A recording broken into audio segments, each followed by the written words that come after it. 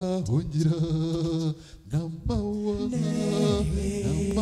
kawatola hunjira namawa kawatola hunjira namawa kawatola hunjira namawa kawatola hunjira namaro kawatola hunjira namaro kawatola hunjira namaro kawatola hunjira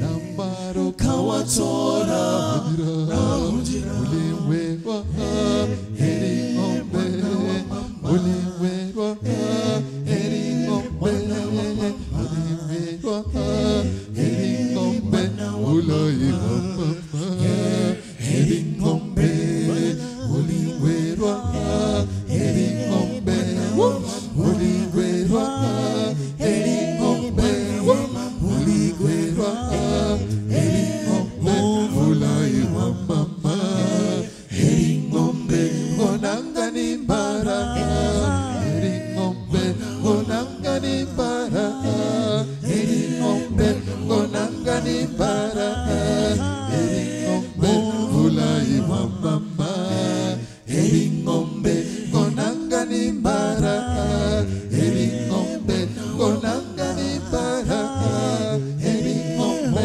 onangani baraka heri ombe uliwewa mama heri ombe sombo mahalo muli sombo mahalo muli sombo mahalo muli sombo muli chika homugongo sombo mahalo muli sombo mahalo muli sombo mahalo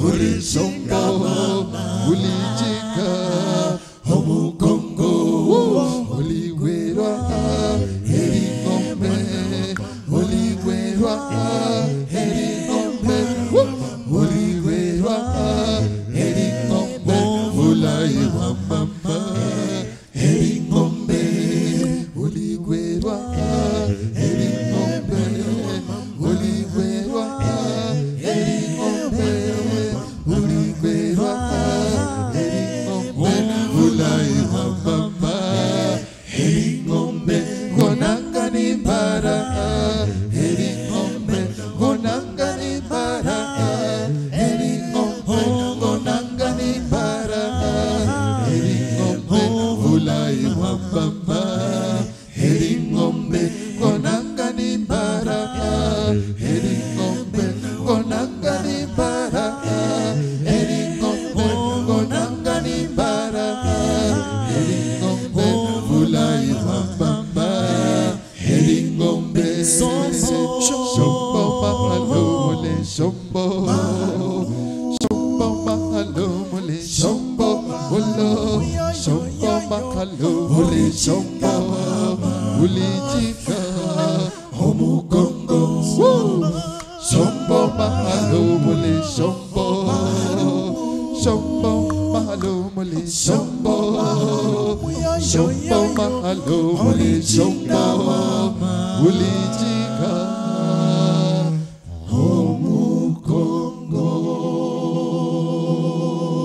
homugongo. Takes you backstage and behind the scenes. Split 360 only on NTV every Thursday and Sunday at 10 p.m. Twayanze, walalala kaguta wamsere, walalala twayanze, walalala kaguta wamsere, walalala twayanze, walalala kaguta wamsere, walalala twayanze, walalala kaguta wamsere, walalala anorumbe turitonaro,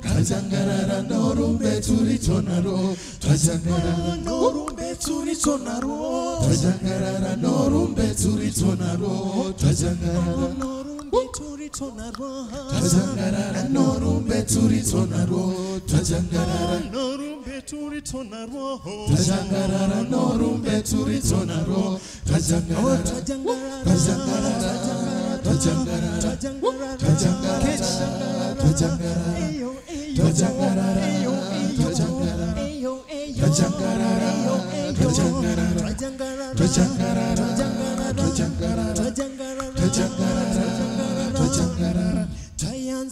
Twayanze walala kaguta wa msere walala twayanze walala kaguta wa msere walala twayanze walala kaguta wa msere walala twayanze walala kaguta wa msere walala twayanze walala kaguta wa msere walala norumbe turito narwo twajangarara norumbe turito narwo twajangarara norumbe turito narwo twajangarara norumbe turito narwo twajangarara norumbe turito narwo twajangarara norumbe turito narwo twajangarara norumbe turito narwo twajangarara norumbe turito narwo twajangarara twajangarara twajangarara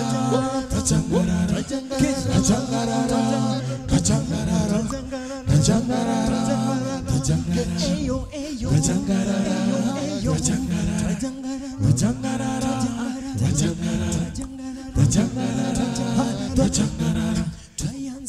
Twayanze walala kaguta wa msere walala twayanze walala kaguta wa msere walala twayanze walala kaguta wa msere walala.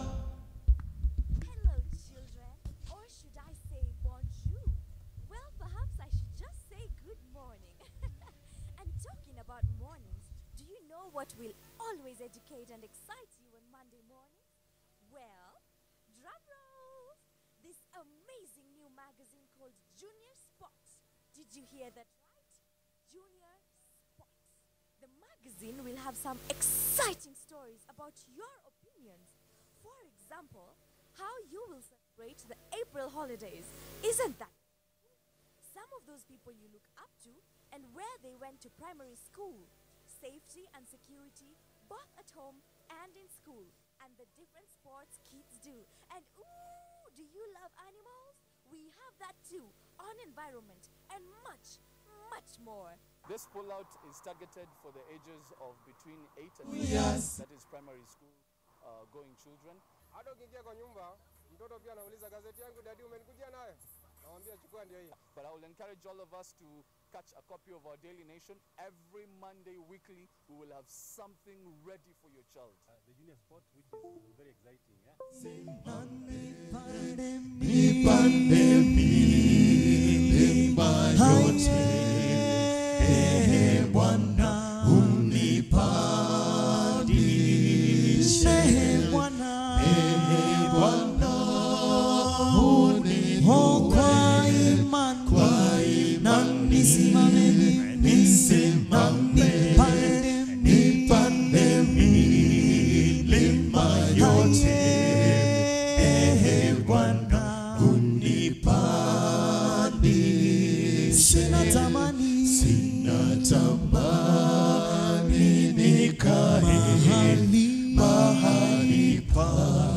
Shaka kamwe wengi wanaka kuendelea nao. Sina tamani nikae mahali pa shaka kamwe wengi wanaka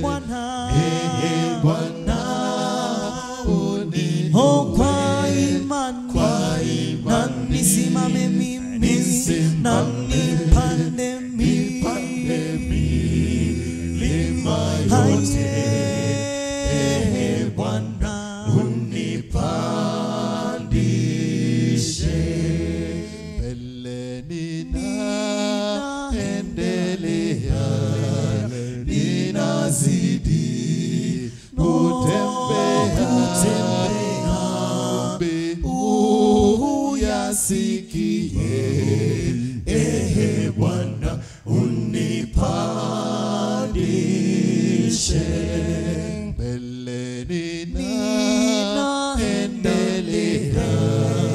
ninazidi kutembea, uyasikie. Bwana unipandishe, Bwana uniinue kwa imani, nisimame nipande milima yote. Bwana unipandishe, Bwana uniinue kwa imani, nisimame nipande milima yote. Bwana unipandishe, Bwana uniinue kwa imani, nisimame nipande milima yote. Bwana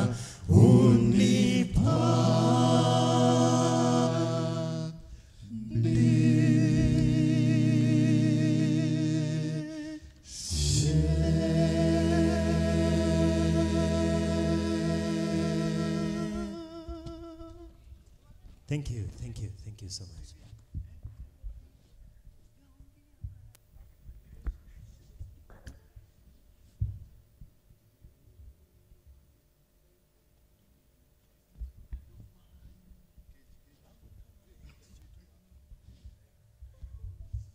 Tunashukuru sana, nazidi kushukuru. Tunapozidi kuangoja wageni wetu na wengineo, tafadhali msio na wasiwasi. We are inside here trying to entertain you. Kamba Fiesta on stage. Kwa hivyo ukisikia kwanza kwamba nyimbo imekugusa kabisa na ungependa turudie tena, we are here because of you people, wonderful guys. Tuko hapa kabisa. We'll make sure tukitoka hapa kwa siku ya leo utakuwa umejazwa kabisa na muziki kutoka pembe zote. Sio hatubagui. We cut all across. Ukienda penda Central tuko, pande ya Nyanza we are there, Western tuko kabisa, ukienda Eastern tuko pale, ukienda pande za Kajiado, Coast zote pale utapata muziki kutoka pembe zote hapa Kenya. Kwa hivyo sio na wasiwasi kabisa, just feel free and enjoy the good voices from Kamba Fiesta. Ni ujumbe wa Bwana, haleluya, wa maisha ya daima. Amenena mwenyewe, haleluya, utaishi ukitazama. Tazama, ishi sasa, na kumtazama Yesu, haleluya. Amenena mwenyewe, haleluya, utaishi ukitazama. Tazama, ishi sasa, na kumtazama Yesu, haleluya. Amenena mwenyewe, haleluya, utaishi ukitazama. Ni ujumbe wa wema, haleluya, nawe shika rafiki yangu, honi habari ya raha, haleluya, na mwenye kuinena ni Mungu. Tazama, ishi sasa, na kumtazama Yesu, haleluya. Amenena mwenyewe, haleluya, utaishi ukitazama. Tazama, ishi sasa, na kumtazama kumtazama Yesu. Haleluya, amenena mwenyewe. Haleluya, haleluya, utaishi ukitazama uzima wa daima. Haleluya, kwake Yesu utauona, na ukimtazama tuna haleluya, wokovu upweke wa Bwana. Tazama, ishi sasa, tazama kumtazama Yesu. Haleluya, amenena mwenyewe. Haleluya, haleluya, utaishi ukitazama. Tazama, ishi sasa, tazama na kumtazama Yesu. Haleluya, amenena mwenyewe. Haleluya, haleluya, utaishi ukitazama. Tazama, ishi sasa, tazama na kumtazama Yesu.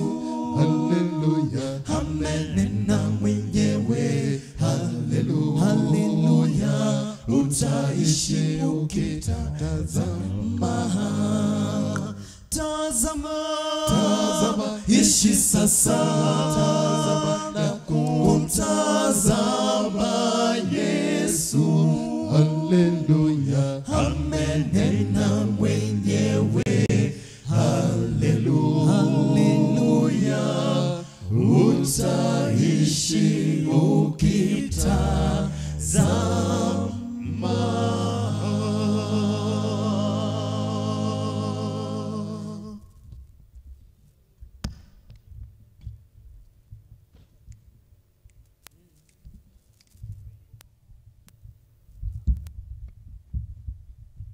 Kweli Mungu ajibu maombi kila tumuombapo, katika sala ajibu maombi.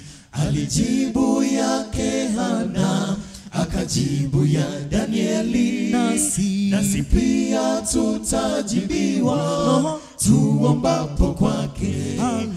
Alijibu yake Hana, akajibu ya Danieli, nasi pia tutajibiwa tuombapo kwake. Omba Mungu, Omba Mungu ndugu, omba dada, omba Mungu dada, utapata jibu. Hakika ni mshindi. omba Mungu, Omba Mungu ndugu, omba dada, omba Mungu dada, utapata jibu. Hakika ni mshindi. Tunapoomba tunatarajia kupata jibu zile za sala zetu kutoka kwa Mungu. Kuna mengine huyajibu na mengine hukosa, ila tukiwa na subira tutapata jibu. na kuna Mengine huyajibu na mengine hukosa, ila tukiwa na subira tutapata jibu. omba Mungu, Omba Mungu ndugu, omba dada, omba Mungu dada, utapata jibu. Hakika ni mshindi. omba Mungu, Omba Mungu ndugu, omba dada, utapata jibu. Hakika ni mshindi. omba Mungu, Omba,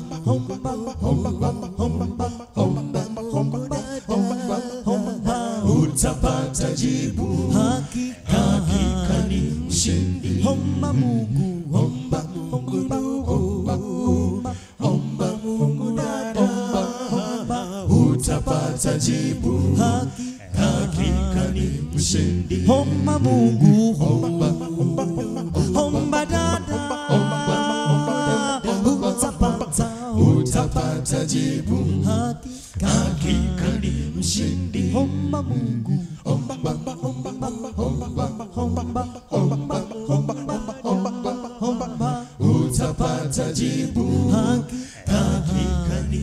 mshindi. Omba Mungu, Omba Mungu ndugu, omba dada, omba Mungu dada, utapata jibu. Hakika ni mshindi.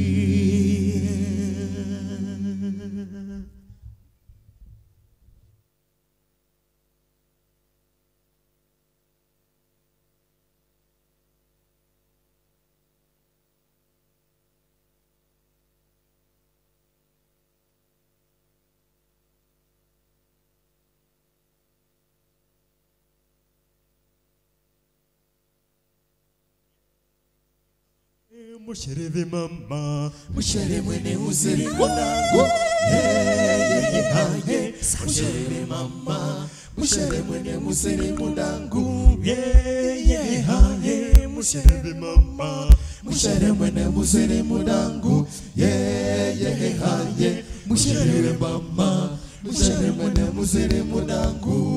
olera haseni ngana karako. Mushereve mama, Mushere mwene uzeri mwanangu, haye. Mushereve mama, mushere mwene uzeri mwanangu. olera haseni ngana karako. Mushereve mama, Mushere mwene uzeri mwanangu, haye. Mushereve mama, mushere mwene uzeri mwanangu. muhali watinya shalwanda. Ulona ena wanyola muhari watinya shalwanda. Ulona ena muhali watinya shalwanda.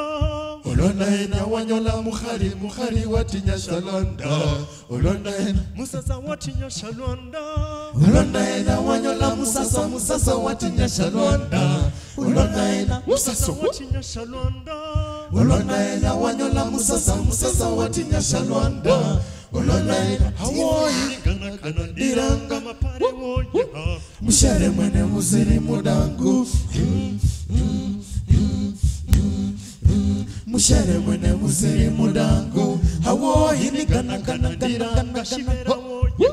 mushere mwene uzeri mwanangu. abo hini gana diranga Olivia woya. Mushere mwene uzeri mwanangu.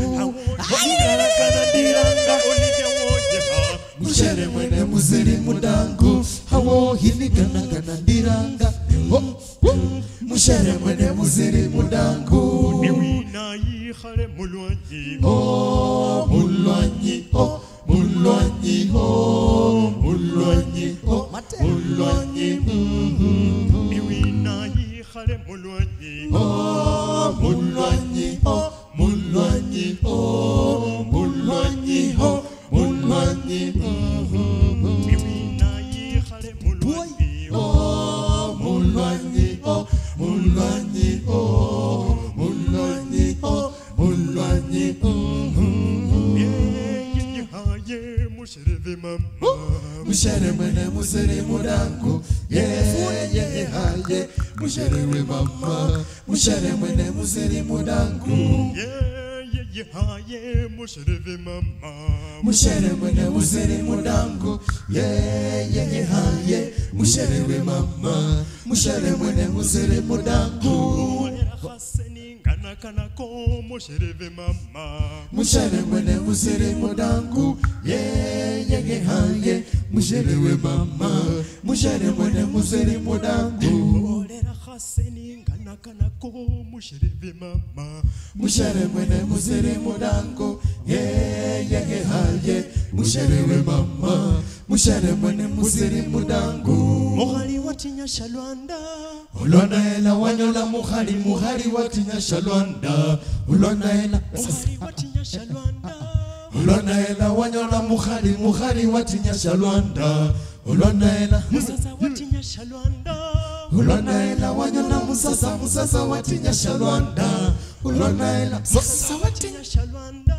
Ulona ela wanyola musasa watinya shalwanda. Ulona ela hawoyi Yiningana kana ndiranga mapare woya. mushere mwene uzeri mwanangu. abo hini gana diranga maparo woya. Mushere mwene uzeri mwanangu. Hawoyi Gana kana ndiranga musasa woya.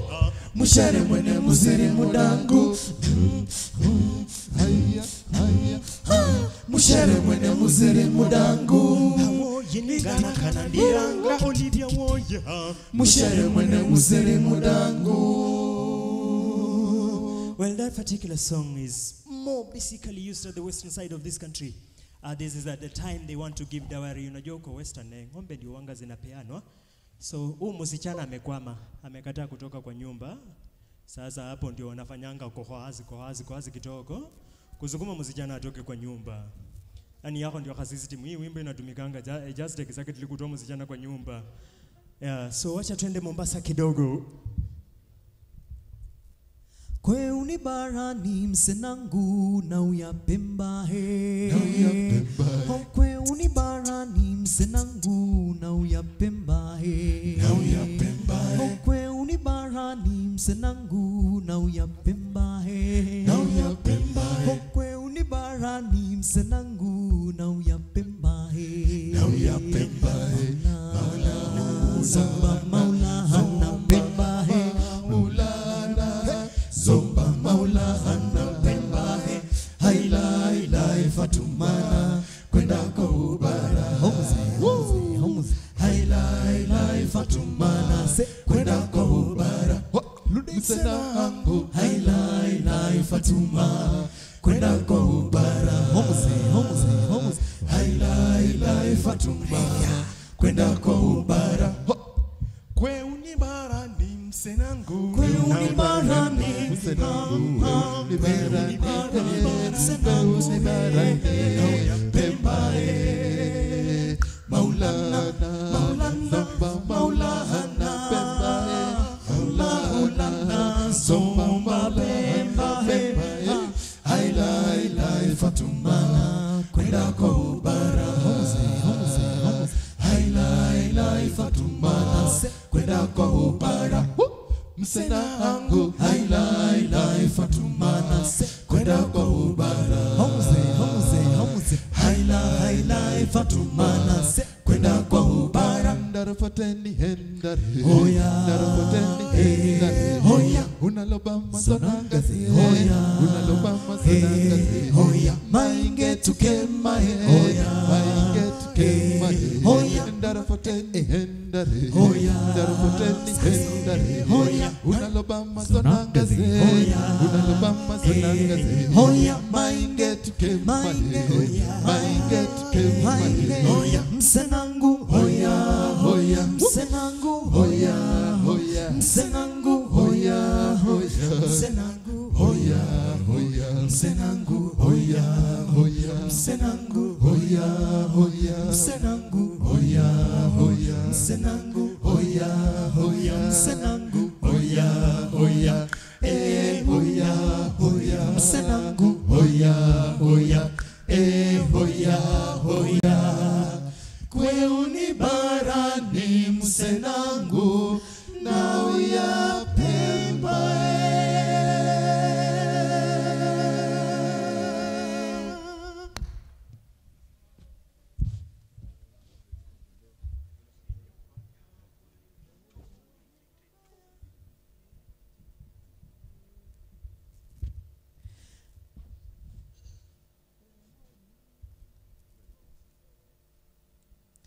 Hemojiro degoka gendera goindigoka edekore odedege. Hemojiro degoka gendera goindigoka edekore odedege. Ekarioki waderero nenenero nanyamaita. Ekarioki waderero nenenero nanyamaita. Emojiro degoka gendera goindigoka edekore odedege. Emojiro degoka gendera goindigoka edekore odedege. Emojiro degoka gendera goindigoka edekore odedege. Emojiro degoka gendera goindigoka edekore odedege. Emogeni orego con nyarute omerigo. Emogeni orego con nyarute romerigo. Emwenenyo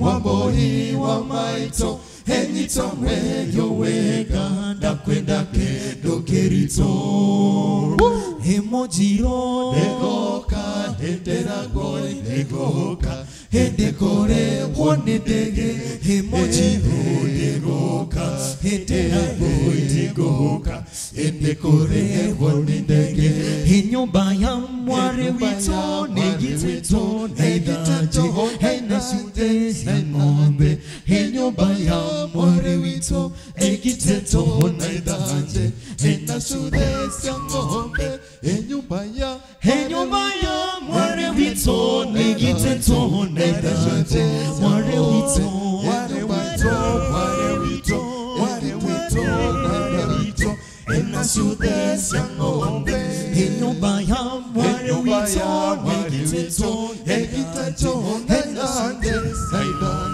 Enyumba ya mware wito Negitito Naidanje Enasude Zangombe Enyumba ya mware wito Negitito Naidanje Enyumba ya mware wito Negitito Naidanje Enasude Zangombe Edekoria gahona Enanairo ya modo Ekwenda kele kanero Edekoria gahona Enanairo ya modo Ekwenda kele kanero Emojiro degoka Etera goy degoka Edekore woni dege Emojiro degoka Etera goy degoka Edekore woni dege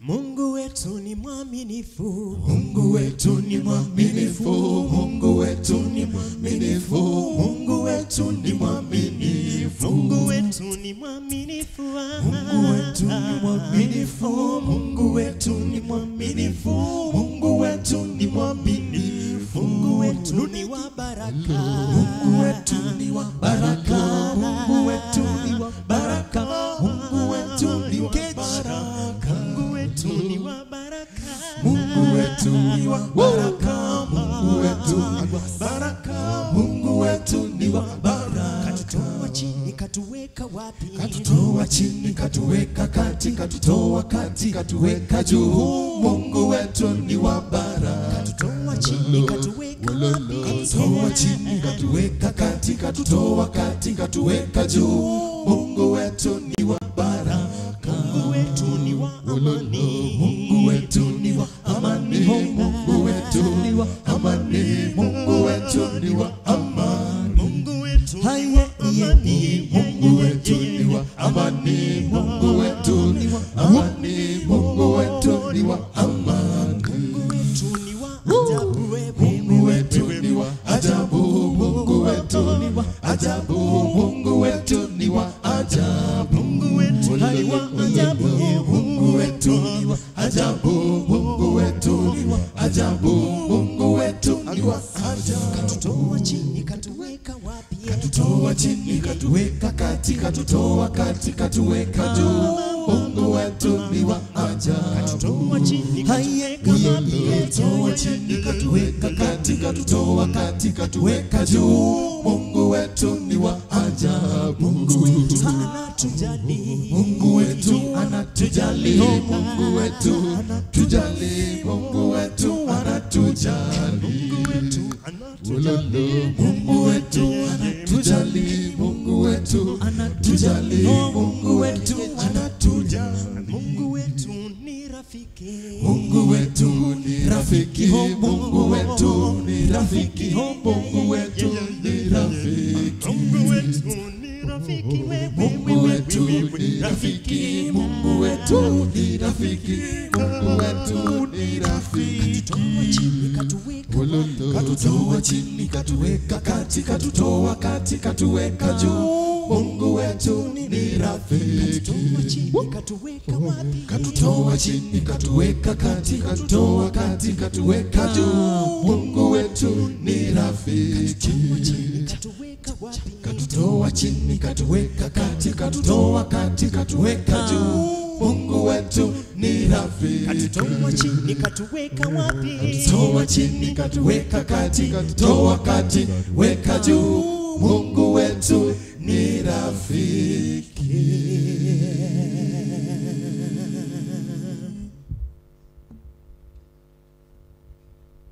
Thank you, asante sana.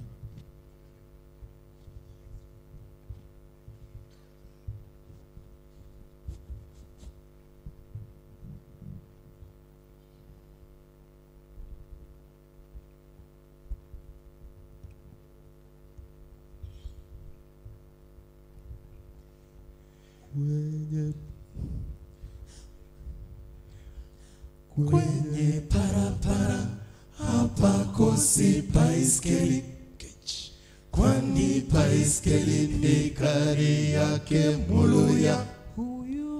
Kwenye baiskeli ni hapakosi paperback, kwani paperback ni handbag yake Muluya.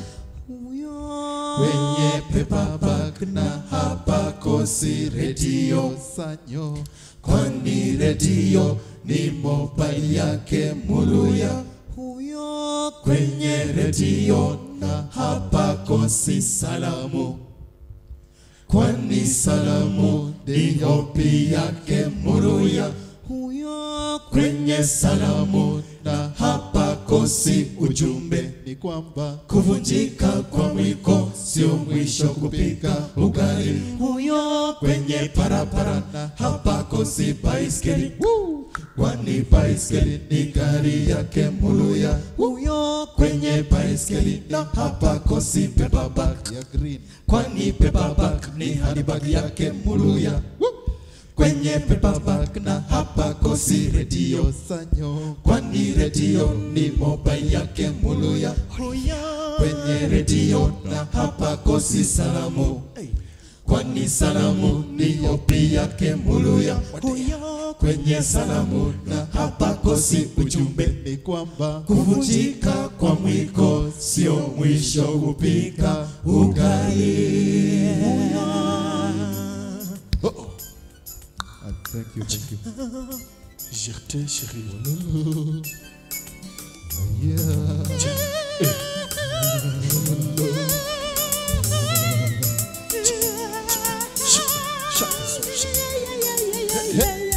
Shetani, webaki nyuma minaenda na Yesu. Shetani, webaki nyuma minaenda na Yesu. Shetani, webaki nyuma minaenda na Yesu. Shetani wewe, webaki nyuma minaenda na Yesu. Naam, asante sana Kayamba Africa. Hamjambo. Kayamba Fiesta. Kayamba Fiesta, asante sana. Hamjambo. Jina langu ni Zainab Wandati na mimi ni mwanahabari kutoka NTV, na ningependa kuchukua fursa hii kuwakaribisha katika mkutano huu, mkutano wa 55 wa Nation Media. Na siku ya leo tumewaandalia mambo kadhaa ambayo mtaambiwa hivi karibuni, lakini kwanza tungependa kuanza na maombi, na ningependa kumkaribisha dada Florence Ogur ambaye atatuombea. Tusimame wote tuombe. Na wale wako na kofia waweke kofia chini, kwa maana Mungu ile tunataka kuomba ni Mungu mkuu. Tunaomba. Father, in the name of Jesus, we come to you with thanksgiving in our hearts because of how you have taken care of us from last year up to today, when you are just taking care of us from every part of the country. We thank you for giving us journey mercies up to here today, and we give you honor and glory for giving us honor. We are so saddened by the tragic at Kikomba, but we put everything in your hands because we know everything goes according to your will. Let your will be done as we pray for our board of directors and the management for Nation Media to take us through and to lead us in whatever matter we are going to discuss, to be amicably in your name, Lord. After all, when we finish with everything, we will give you honor and glory, and we bless your name because you are the only God we preach, because you are a living God. Thank you for giving us this chance. In Jesus' name we pray and believe. Asante sana Florence. Thank you very much. Ningependa kumintroduce mwelekezi wetu katika lugha ya ishara ambaye ni David Agondoa, ambaye ni huyu ambaye yuko hapa. Kwa hivyo kama mngependa kufuatilia mkutano huu kupitia lugha ya ishara, utamwangalia Bwana David Agondoa ambaye yuko hapo. Now I'd like to welcome the chairman of Nation Media Group to give his welcome remarks. That is Dr. Wilfred Kiboro.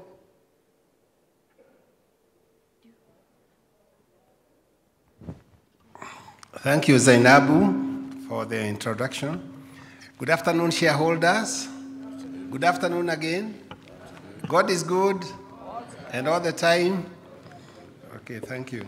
I want to welcome you to our 55th annual general meeting. And just before I continue, I would like to thank all of you for coming this afternoon. I know Florence came all the way from Migingo. I'm very happy to see her here because nasikia tunasukuma huko na jirani, and we hope that the Migingo Island issues will be resolved soon. So Florence, thank you very much. Happy to see you alive.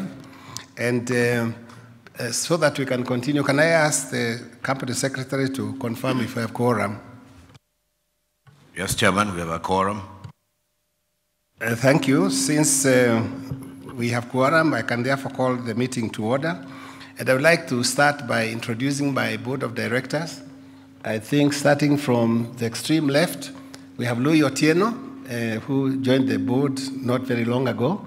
We'll be hearing more about him later. Dr. Simon Kagugube, he's the chairman of our Monitor Publications in Uganda. James Kenywa, you know, is our company secretary, group company secretary. And very special, although he's not new to you, we have a new CEO. As you know, we lost our CEO at the beginning of this year, Joe Muganda. But I'm very glad to inform you that we did find a new CEO, an internal candidate. Stephen Getakama has been our group finance director. He has worked for a long time with the Nation Media Group, and therefore he's an insider and will be taking this company to the next level. But now he has taken over formally as the CEO. I would just like to say that Stephen came to that position through very competitive bidding. He went through the whole appraisal system, performance appraisal, interviews and everything. And the board was united that he was the right person to lead the group to the next level. Next to him, we have Dennis Aluanga, who is also my vice chair. Dennis has been with us for many years. You know him very well.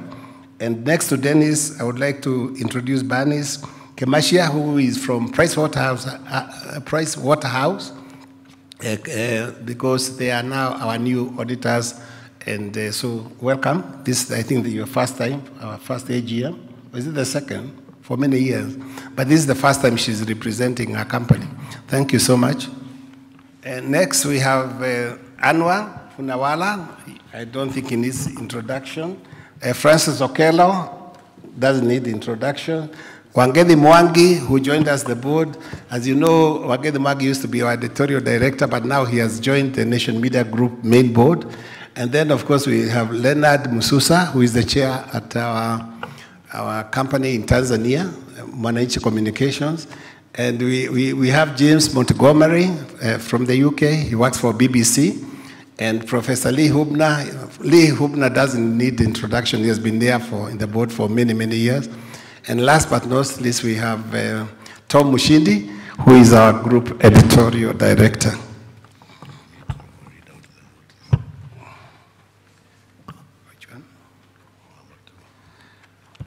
Okay, with those introductions out of the way, I would like to ask the company secretary to read the notice of convening this meeting. Thank you, Chairman. Notice is hereby given that the 55th Annual General Meeting of the shareholders of Nation Media Group, PLC, will be held in the amphitheater at the Kenyatta International Convention Center, Nairobi, on Friday, 29th June 2018 at 2 p.m. for the following purposes. Ordinary business. 1. To receive the financial statements for the year ended 31st December 2017 and the chairman's, directors, and auditors' reports thereon. 2. To confirm the payment of the interim dividend of Kenya shillings 2 shillings and 50 cents per share, 100%, and to approve the payment of the final dividend of Kenya shillings 750 per share, 300%, on the ordinary share capital in respect of the year ended 31st December 2017. 3. To confirm that PricewaterhouseCoopers continue in office as the company's auditors in accordance with Section 721 of the Kenyan Companies Act 2015, and to authorize the directors to fix the remuneration of the auditors. 4. To elect and re-elect the following directors. A. In accordance with Article 96 of the company's Articles of Association, Mr. Wangethi Mwangi and Mr. Louis Otieno are directors appointed on 5th July 2017, while Mr. Stephen Dunbar Johnson was appointed a director on 13th April 2018, who all retire and, being eligible, offer themselves for election. CB, in accordance with Article 110 of the company's Articles of Association, Dr. Yasmin Jetha, Mr. James Montgomery, and Mr. Leonard Mususa retire by rotation and, being eligible, offer themselves for re-election. C, in accordance with the provisions of Section 769, subsection 1 of the Companies Act 2015, the following directors, being members of the Audit, Risk, and Compliance Committee, be elected to continue to serve as members of the said committee. 1, Mr. Dennis Aluanga. 2, Mr. Anwar Punawala. 3, Dr. Simon Kagugube. 4, Mr. Leonard Mususa. Special business. To consider and, if thought fit, to pass the following resolutions as special resolutions. 5, that Dr. Wilfred Kiboro, a director who retires in accordance with Article 101 of the company's Articles of Association and who is over the age of 70 years, shall, notwithstanding that fact, be re-elected as a director of the company for a period of 1 year. 6, that Professor Lee Hubner, a director who retires in accordance with Article 101 of the company's Articles of Association and who is over the age of 70 years, shall, notwithstanding that fact, be re-elected as a director of the company for a period of 1 year. 7, that Mr. Anwar Punawala, a director who retires in accordance with Article 101 of the company's Articles of Association and who is over the age of 70 years, shall, notwithstanding that fact, be re-elected as a director of the company for a period of 1 year. By order of the board, J.C. Kinyua, Group Company Secretary. Thank you, James. I think for the notice. I would like now, before we proceed, to ask Stephen to introduce his management team. Stephen? Thank you very much, Mr. Chairman. The management team is sitting on the left. Starting at the end is David Kemby, is the Group HR Director. Next is the Group Head of Internal Audit, George Ambata. The Head of IT, Gabriel Chege. The Group Financial Controller, Jafet Mucheke. The GM Commercial, that's the person who does all the advertising, Mr. James Sogoti. Then we also have a new MD for NND, Francis Munyoki. He's joined us this year. Next to Francis is Rashmi Chuk, is head of group head of digital. Then at the end is Emma Ngutu, is our marketing manager. Next to Emma is Clifford Machoka, is head of corporate and regulatory affairs. Then Max O'Kale is the head of strategy and innovation. Gideon Aswani is the head of operations. Linda Karimi is the chief accountant. And Doreen Ogolo is the head of procurement. Then also new is Mr. Alex Kobia is the managing director of broadcasting. He's the one in charge of NTV and our broadcasting division. Thank you. Thank you, Stephen, for the introductions.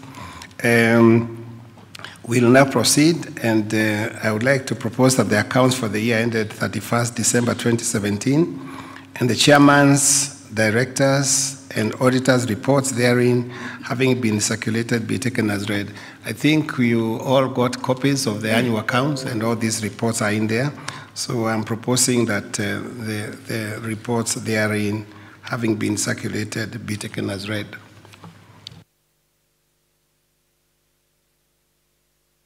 Now, can I ask the representative of PricewaterhouseCoopers to read the abbreviated auditor's report? Thank you, Chairman. Members, our report to you on the financial statements of the company for the year ended 31st December 2017 starts on page 53, and with your permission, I'll only read our opinion and ask that the rest of our report is taken as read. Our opinion reads that the financial statements give a true and fair view of the financial position of the group and of the company at 31st December 2017, and of their financial performance and cash flows for the year then ended, in accordance with international financial reporting standards and the requirements of the Kenyan Companies Act 2015. Thank you, Bernice.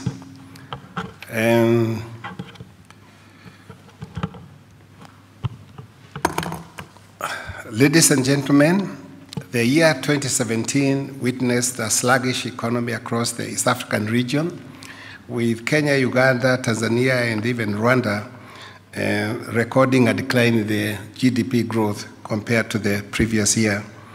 I think, for instance, in Kenya, the GDP decelerated from 5.8% to 4.9%. Uganda's GDP declined from 4.8% to 4%.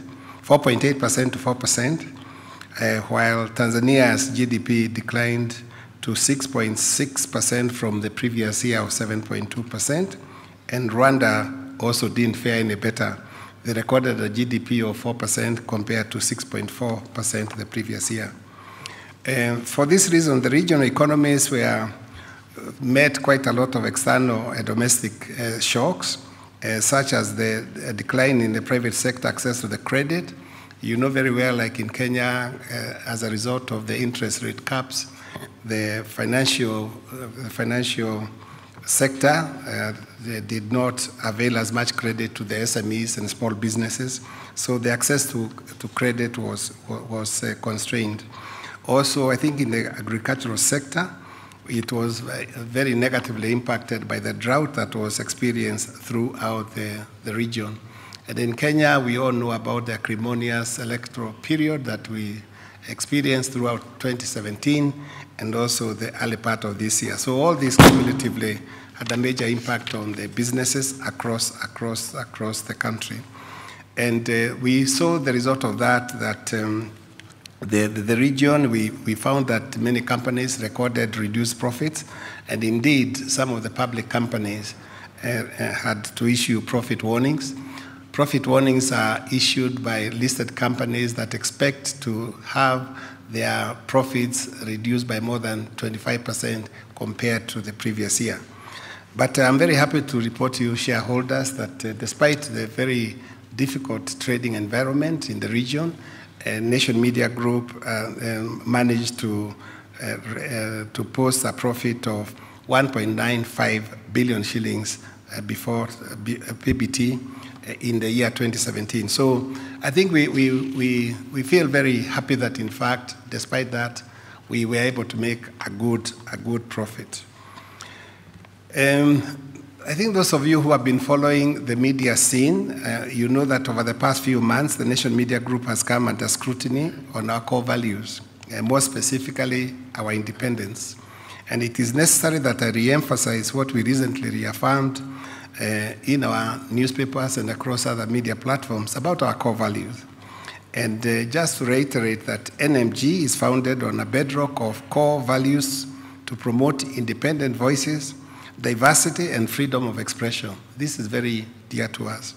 These values were developed quite a long time ago. It's nothing new, through a process of public participation, leading to their adoption by the board and the subsequent publication of the editorial policy guidelines. So our editorial policy guidelines are in the domain of public document, and everybody has access to that, and even if you go to our website, you'll be able to see what we stand for.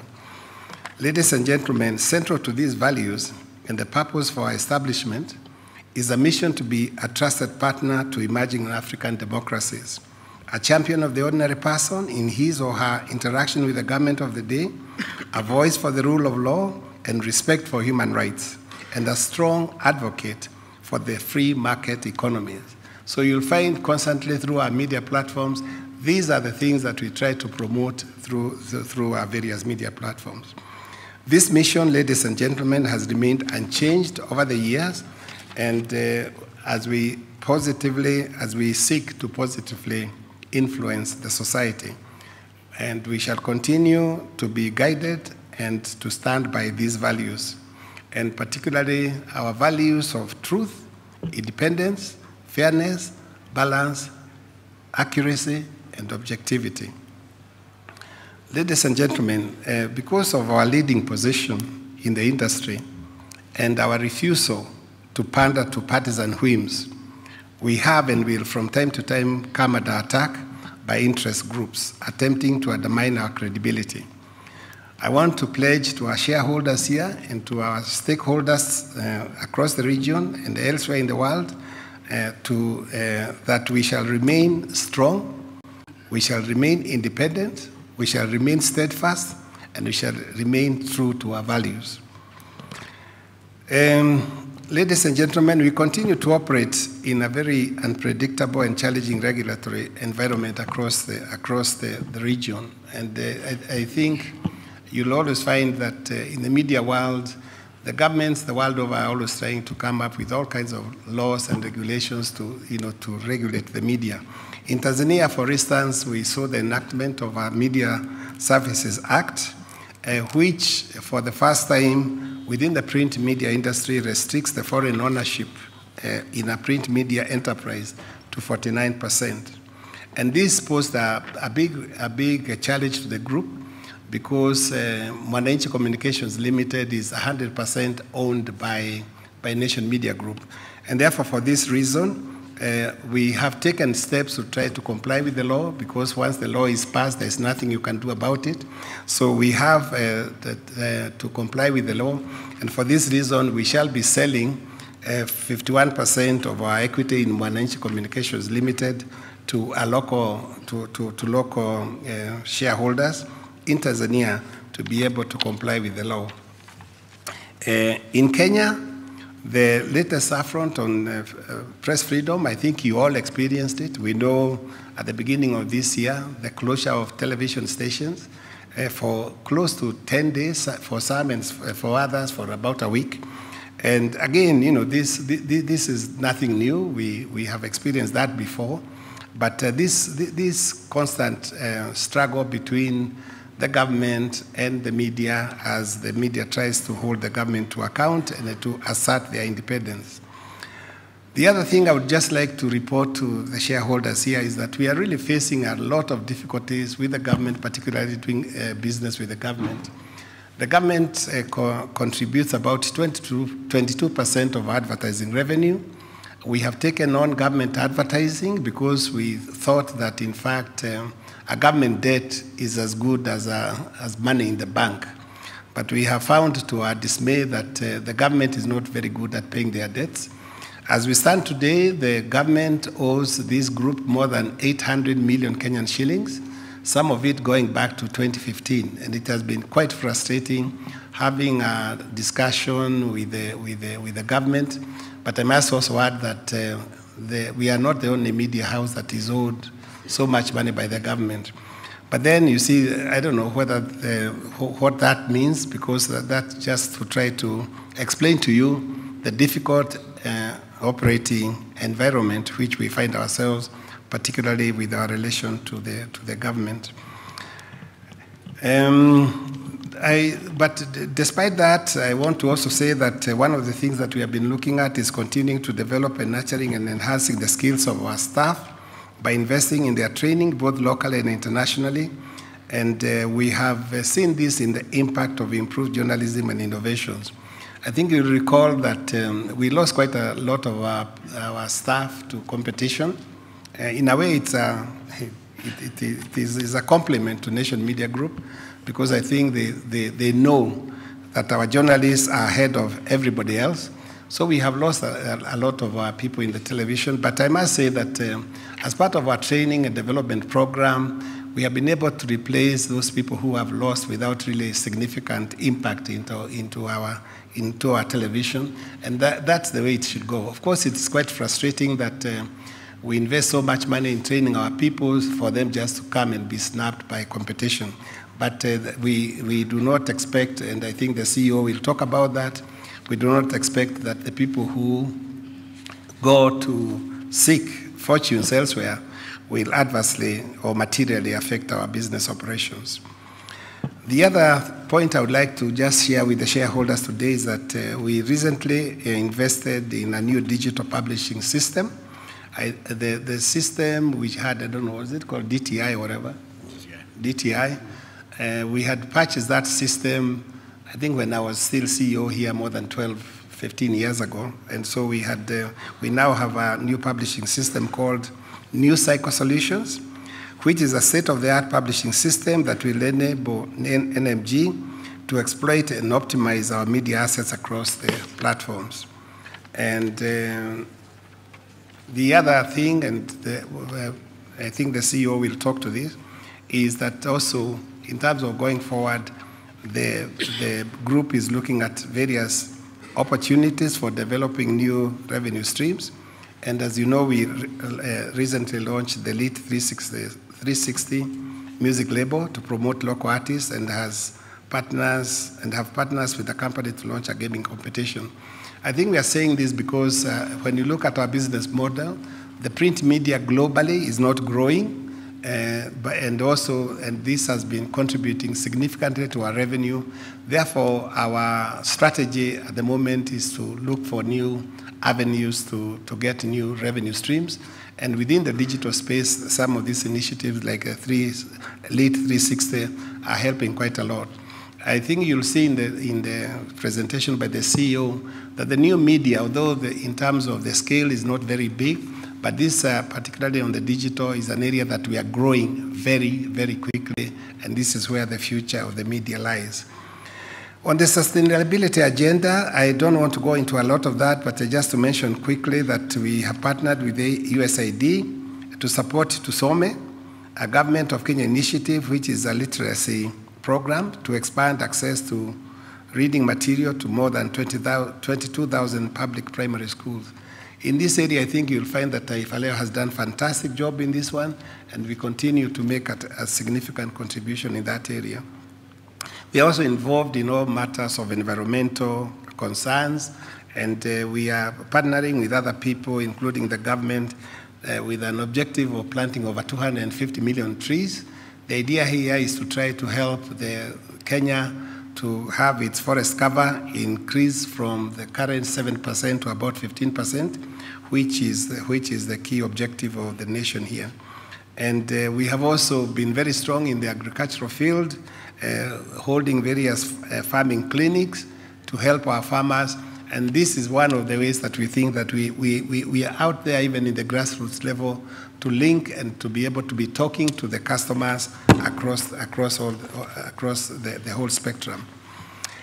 Ladies and gentlemen, just perhaps the thing that you'll be very glad to hear about is about our dividend. I think everybody would like to know what we are going to do. And just to say that the directors are recommending the payment of a final dividend of Kenya shillings 750 per share on the issued share capital as at 31st December 2017, which together with the interim dividend, which we already paid of 250 per share, makes a total of 10 shillings per share this year. And this is very much what we also paid way back in 2016. So the final dividend will be paid to the shareholders before 31st July 2018. So I think you'll find that although in terms of our business performance, that the profits were not as high as they were in 2016, we are confident of maintaining the dividend at that level because looking ahead, we see a very strong business going forward, and therefore we are encouraged to be able to maintain the dividend at that level. I was hoping that I would get some clap from the floor. Because I must say that perhaps Nation Media Group dividend is among the highest we have in the quoted companies. So I think for shareholders it's good news that they've been able to, despite very difficult trading environment, we are able to maintain the dividend to that level. Let me now maybe just brief you about some of the management changes. And I did introduce Stephen as the new CEO.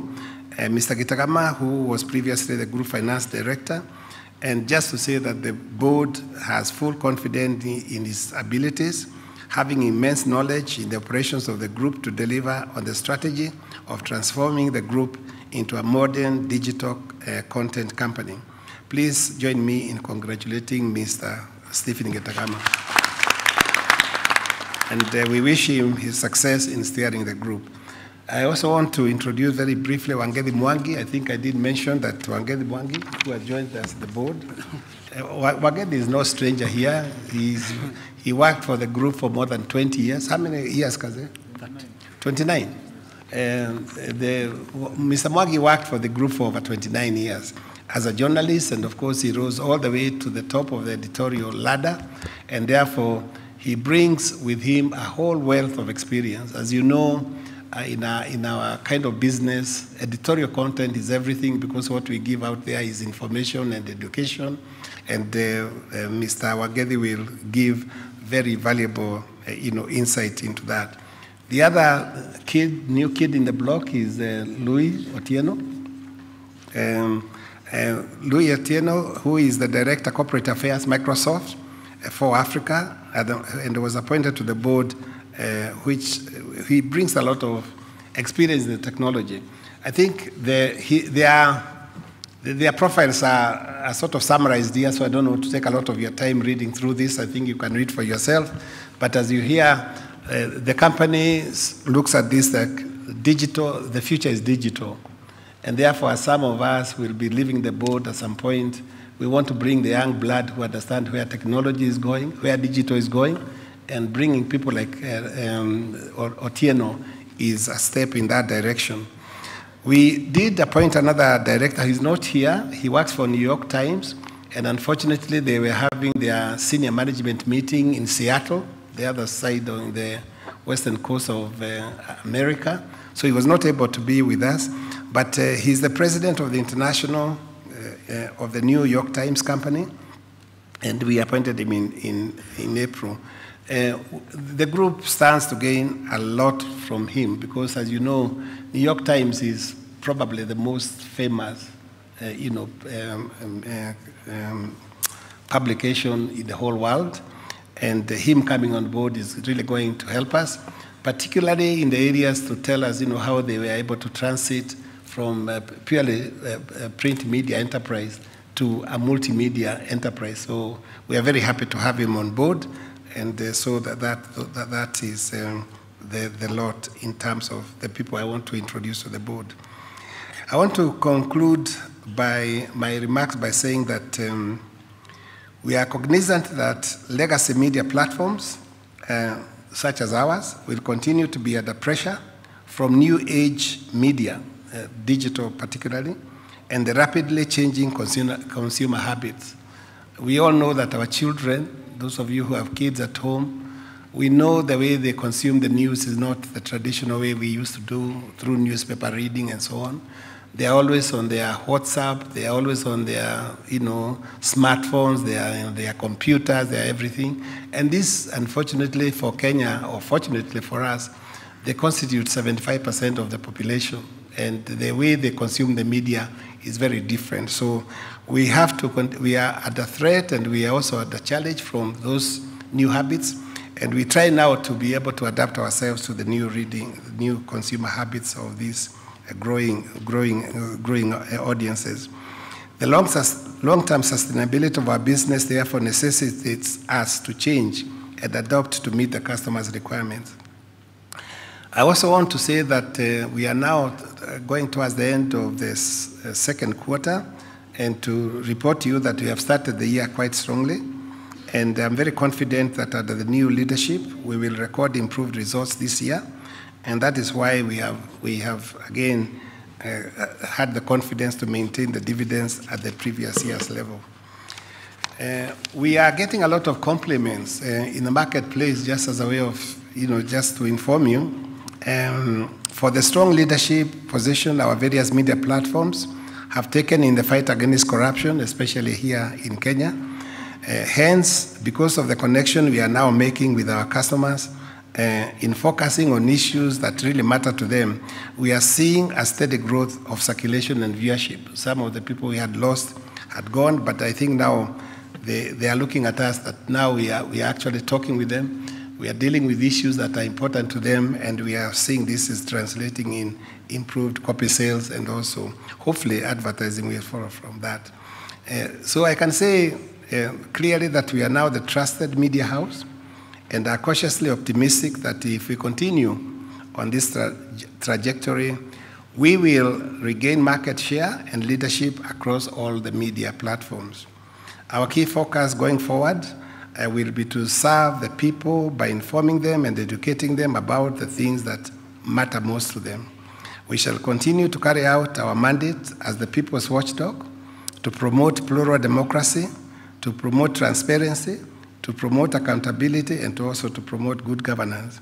In this regard, we will continue to expose and fight corruption wherever it is, relentlessly and fearlessly, for the good of our country and also for the future generations. I want to finish by thanking my fellow directors, the management and staff of the group for their unwavering support in the business, and our appreciation to the shareholders and stakeholders for standing with us throughout the period. Thank you so much.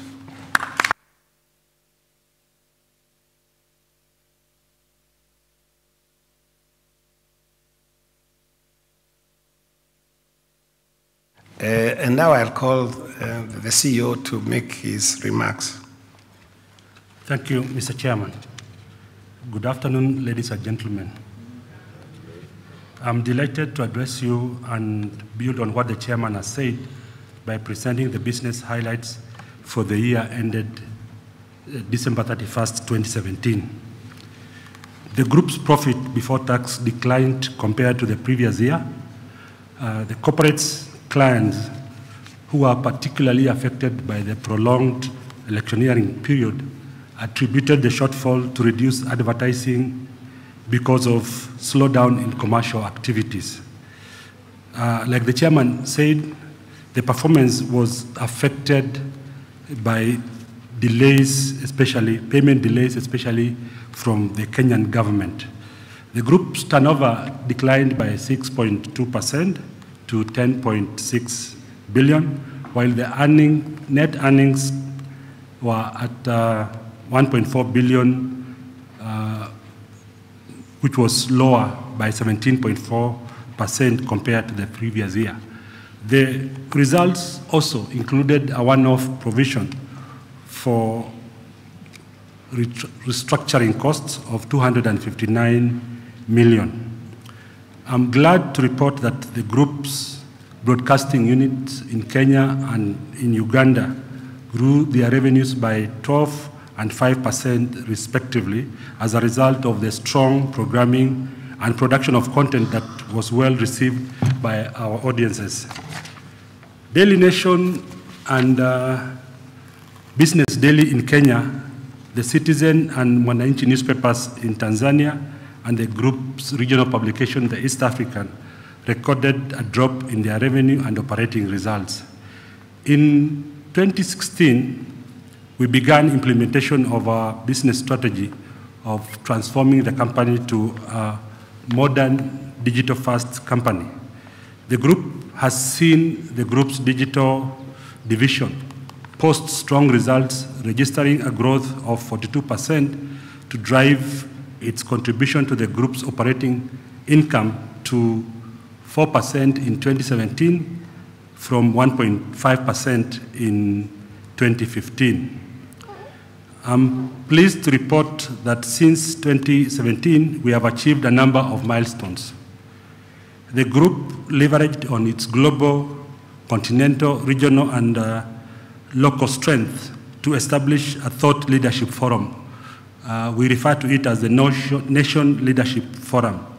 This is a high-profile and impactful forum that seeks to provoke national discourse, shape opinions and policy direction, and proposes practical solutions to issues that are critical to the development and the growth of the country. The forum has strengthened NMG's position as an agenda setter while expanding our revenue base. We have rolled it out to Tanzania under the Mwananchi Thought Leadership Forum, whose inaugural session was held yesterday in Dar es Salaam, and I'm told it was very successful. It was in a class of its own.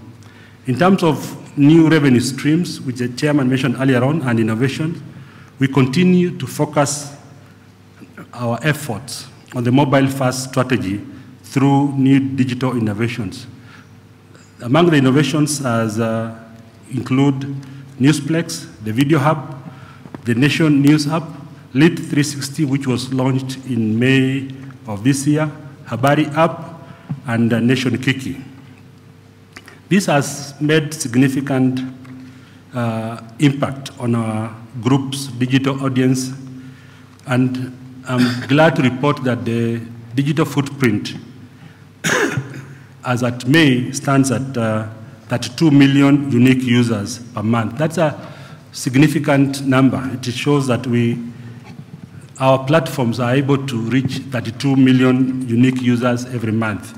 Specifically, the social media platforms are able to reach 24 million users, while our e-paper reaches 18 million users per month. This is a show that we are fully in significant position on the future of media. Mwana Sporty and The Citizen attracted new readers following the redesign of the newspapers, giving them a fresh new look and feel. The Citizen in Tanzania, the new content strategy is geared towards more business content, while Mwanasporty's focus is on sports, entertainment from all regions in Tanzania. The Nation Media Group family maintained its dedication to excellence throughout this period of change, while the organization and its staff won a total of 56 awards across the region. By any standards, 56 awards are very significant, and it shows that we are firmly in control of our business. We are confident of the promise that the future holds for the group, and are continuously striving to ensure that we deliver our objective of positively influencing the societies we serve, sustainably and profitably. Looking ahead, 2017 was a year of consolidating the foundations set for the new strategic direction. 2018 will be a year to pursue value benefits from implementation of the new strategy. This will be anchored on driving growth through non-traditional revenue sources and entrenching an innovation mindset across the organization. It will call for greater focus on innovation for new revenue streams in such areas like music, gaming, online subscription, events, and big data. We believe that these new revenue streams will be key to mitigating the group's dependency on the print media while ensuring sustainable and profitable business into the future. In response to the rapidly changing consumer habits, we will develop products to meet our consumers at their point of need. Key to this will be to deliver a 360 degrees consumer engagement that includes our digital platform, our broadcasting, and print platforms. The group's delivery of these objectives will be driven by a suitably qualified and well-motivated workforce. The chairman earlier on talked of NMG being or holding very strong staff on the ground. To this end, I would like to confirm that the group will continue to aggressively pursue attracting and developing talent. The Culture Transformation Program will ensure that employees put the consumer at the center of everything we do. We want to confirm to you we have a very strong talent pool, and the quality of our staff is the best in the market. We will also continue with the cost management initiative with a view of improving our operating margins and operating efficiencies. The contribution of the Nation Media Group's various stakeholders has ensured a strong performance, and I would like to thank you, our esteemed readers, viewers, and advertisers for the continued support and loyalty, which has been instrumental in reinforcing the group's position as a market leader in the region. Finally, I wish to express my sincere gratitude to the Board of Directors for the confidence they have showed in my leadership by appointing me as a Group CEO, and for the guidance accorded to the staff and management. I also salute the executive team, the staff members across the region for their diligence and unwavering support that has ensured that we deliver today as we reposition the group for tomorrow. I look forward to your support as we continue instilling confidence in the group as a suitable partner of choice and as we seek to achieve our performance objectives for the year. Asanteni na Mungu awabariki. Thank you, Stephen. We'll now take questions from the floor. When you stand up, the microphone will be brought to you. State your name, and can I ask people to please confine yourself to one question so that we can give as many people as possible to ask questions. We have Chami there. Thank you, Mr. Chairman. Mpatie microphone, tafadhali. Thank you, Mr. Chairman. I think you can hear me now. Yes. Thank you very much, Mr. Chairman. Thank you, our new CEO, confirmed, and I think we have confidence with you and we support you. We will support you as you go on with this leadership. Thank you, board members. Thank you, all the senior managers of Nation Media. Thank you, all the staff of Nation Media. Thank you, all the distinguished shareholders who are in this room. And then thank you, those whom I have not mentioned. Now, Mr. Chairman, before I say anything, if you look at page number 28 up to 31, and let me say this. Let me kindly request my fellow distinguished shareholders to clap for you because of that CSR. CSR has been very important in that page, and CSR as it touches Wananchi is very important. Let us give him a clap. And his team. Now, Mr. Chairman, when you are confirming our CEO, because of his kindness and because of his already going to the counties to introduce himself, we were with him, with the governor in Busia, and the school that he attended, and planted a tree and gave some donation, small donation, which he had, are very happy, and they have told me to bring my sentiments and say they are very happy, and in future, chairman himself will be going there with his board in future. Thank you. Now, Mr. Chairman, thank you for giving us lunch. Thank you for giving us a bag. And also thank you for making this meeting at 2 o'clock, because we had many meetings in the morning. Otherwise, if you could have made in the morning, we could not have attended well. Now, let us come to page number 88. page number 88, there's something like provision for claims under liabilities. This is an increase, but it has increased to 477 million. So I would like to know if there will be more increase or what has made the increase. Chairman, page number 90. Okay. Oh, thank you for that dividend. I had not even also given a settlement for 10 shillings. 10 shillings, you know, is very important. But, Mr. Chairman, let me also ask this, that I think the next year, this year under review, that is 10 shillings. But we'd like, again, you to work very hard and give us more dividend the next 2018 or 2019, something like that. Thank you, Chairman. Then let us come to page number 92. There are these amounts due from related subsidiaries. Page 50? Page number 92, Mr. Chairman. There are these subsidiaries which are the nation is due to, which are due from them to pay us nation, totaling to about 6.8 million. And some of these subsidiaries are not, they are dormant. Could they remain in our books? Or is there something our management at board is doing about it?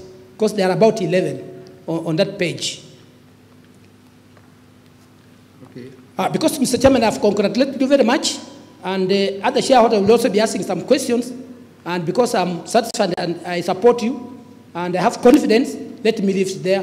Thank you very much. Thank you, the shareholders. Asante sana. Thank you. Thank you, Chairman. Okay, this side.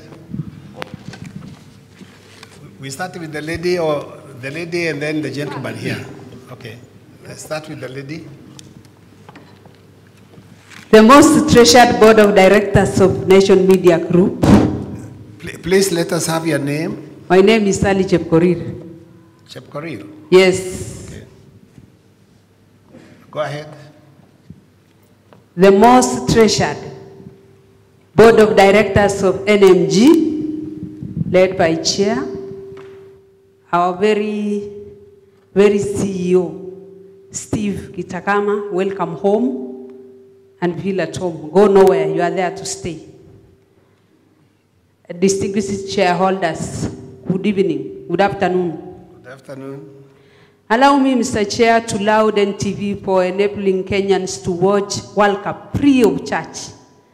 Thank you for being a uniting factor to our families. Now our husbands are coming home early so that they can watch the TV. Thank you for that. Allow me to salute the entire team and the staff of Nation Media Group because of your teamwork and your intellectual prowess. I do not want to take for granted. Now, and to my questions. I'll start with Agenda 4. The government is laying emphasis on Agenda 4 pillars. What role does the company have towards achieving these development pillars? Number 2, it's about the sustainability in the business. What's the role of NMG in entrenching sustainability in the business? Another question, how do you ensure quality competition from competitors that we are experiencing daily from unexpected quarters? Then finally, I want to say, long live our country, Kenya. Long live Nation Media Group. Long live our board of directors. Long live the shareholders.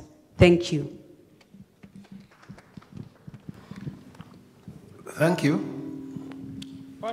Down here, teremka hapa chini, mpatie huyo mama halafu huyo bwana. We can start with the lady there. So you. Oh, who has the mic? Okay, I have the mic. I have the mic myself. No, we will get to you. Usiwe na wasiwasi. Whoever, okay, you. Let me wote wana shareholders. Utapata nafasi. Ni Elsham Ombango. Tuambie jina lako tafadhali. Elsham Ombango. Obaro. I didn't get them. Did you get it, James?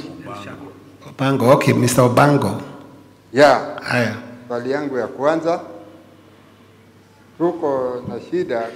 Kampuni ya Nation ilifungua ofisi 4. Mimi naongea kama mtu anauza kaseti sahi.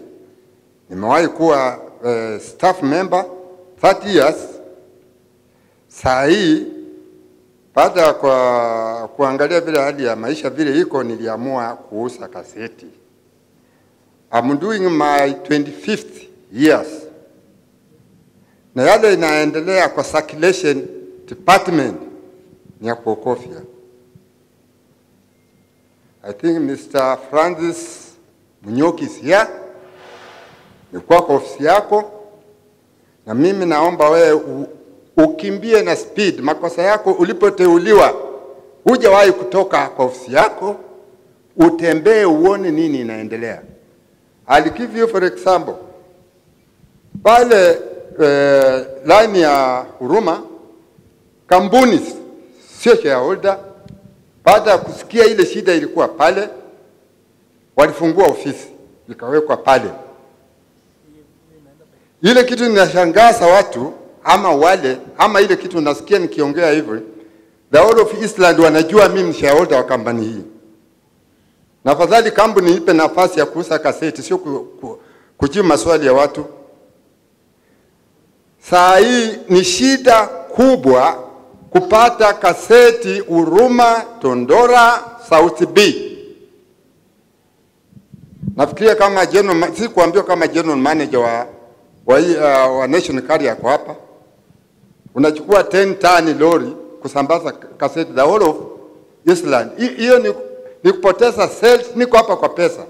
Hiyo ni kupoteza sales ama ni kufanya nini? Kampuni imekuja imeweka 8% kwa kaseti. Tuko na loyal customers. These people are paying in advance. Unaleta kaseti saa 3. Juu ya hiyo, huyu mtu anatakana achukue hiyo kaseti, apeleke Choko Road. Kutoka Kariobangi mpaka Choko Road unalipa 100 shillings. Huyu mtu alikuwa na 20 copies. 50% ya wale watu wanauza kaseti Tondora, South B wamejusulu. Huwezi fanyia hasara. Kurudi kwa nyumba unaanza kupikana na mama watoto. Now, distributor ako pale is doing selectively. Ile biashara anafanya. South B iko ofisi, Kayole iko ofisi, Donom iko ofisi. Sasa ile shida iko hapa, nataka niambiwe na kampuni kati ya hii kampuni na huyu distributor ni nani anataka kuja kuchukua kaseti ile return iko pale. Unapochukua hii kaseti iwe 600 copies na unaletewa kaseti saa 3, ukiingia kwa matatu lazima ulipie hiyo mzigo. Unaenda unamwaka nje ya Catholic Church. Pale lazima ukomboe wanaume kulingana na ile mzigo uko nayo. Kuingiza pale ndani is 200 shillings. Sasa the next day unaambiwa no, percentage ni 8%. Hii ingine hatutaki kujua lipia kaseti ya kesho. Hii imefanya vendors wote wale walikuwa nauza kaseti wote wametoweka. Swali ya pili, 2015 tulikuwa hapa. Fellow shareholder aliuliza mzuri, mmelete mashini pale chini. Tunataka hata tujue hii mashini hii inakaa namna gani. Na mlituhakikishia kama chairman ulisema ile mkutano na kwecha 2016 mkutano itafanywa wapi? Mombasa Road. Mpaka wa leo tukija hapa KCC. Tukija hapa KCC. Wewe mwenyewe hujawahi kusema ni nini ilitendeka mpaka hadi ikawa hivyo. Hata fellow ni vendors wale wanauza wanasema walituambia mashini inakuja. Hii mashini tena imerudisha pale tulikuwa huko nyuma. Leo nimepokea kaseti saa ngapi? Saa 2 kasorobo. Unapoenda pale kwa shareholder ni huyo distributor anakuambia kampuni ilisema ni 8%. Hii ingine ni yako, tafuta pale ya kupeleka. Sasa hata kama ni wewe chairman unaweza kulima shamba na ukose kupata kitu. Sio haki. Haya, asante. Ni wapi hapa mbele? Bwana Kenyeje.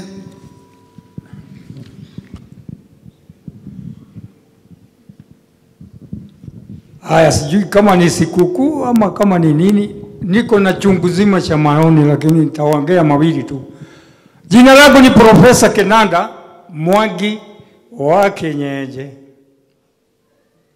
Kazi yangu ni kuvuta kodian nikiwa shareholder wa Nation Media. Bwana Chairman, sasa mimi sijui kama ni ripoti itaanza naye au ni mambo mapya.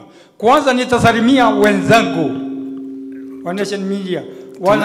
Wanahiza wote nimewasalimia nikitoka kwangu Nyahururu. Baada ya salamu nasema asanti sana kwa maombi niliyoomba yakatimizwa, ya kwamba ni kufikisha magazeti mapema Nyahururu. Jambo hilo lilifanyika kwa muda mfupi tu, alafu likadidimia kama mvua ya mwezi wa 9.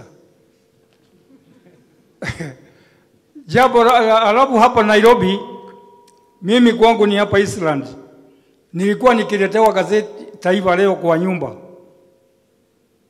Sasa wacha hiyo ya ndani ya nyumba, kutoka pale Bahati mwisho Kimathi kuja mpaka karibu Karoreni, huwezi kuona gazeti natandikwa mahali popote.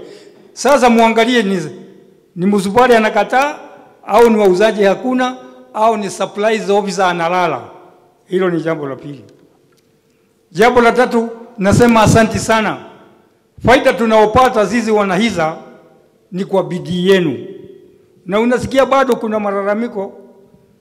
Wazo langu likikwa sawa tutapata mara 10 zaidi faida. Maana yake kule Nyahururu mvua ikinyesha, mimi naomba kuwe kama vile zamani tulikuwa na kioski ya charity sweepstake. Ugeenda kila pale charity sweepstake. Sasa siku hizi ukienda unaona M-Pesa. Kwa nini kusiwe Taifa Leo, Nation kila pahali wauzaji wengi? Jambo shida iliyoko si Nyahururu peke yake. Mvua ikinyesha, wauzaji wa gazeti wote wanaenda kwa varanda, kwa sababu hawana shedi kamili kama ile siku hizi imejengewa watu wa pikipiki. Jambo sijui la 4, ombi langu niliomba tulipokuwa mkutano kule kwa factory Mombasa Road. Nilisema pale ni jangwani au ni nyika, kunaitwa nyika. Kiwanda hiki kipandwe miti, kwa sababu biashara yetu ni ya makaratasi, na makaratasi hapa Broderick Force tunapata kutoka kwa factory. Sijui inaitwa East African Mill, sijui ya kuchemsha miti kufanya karatasi.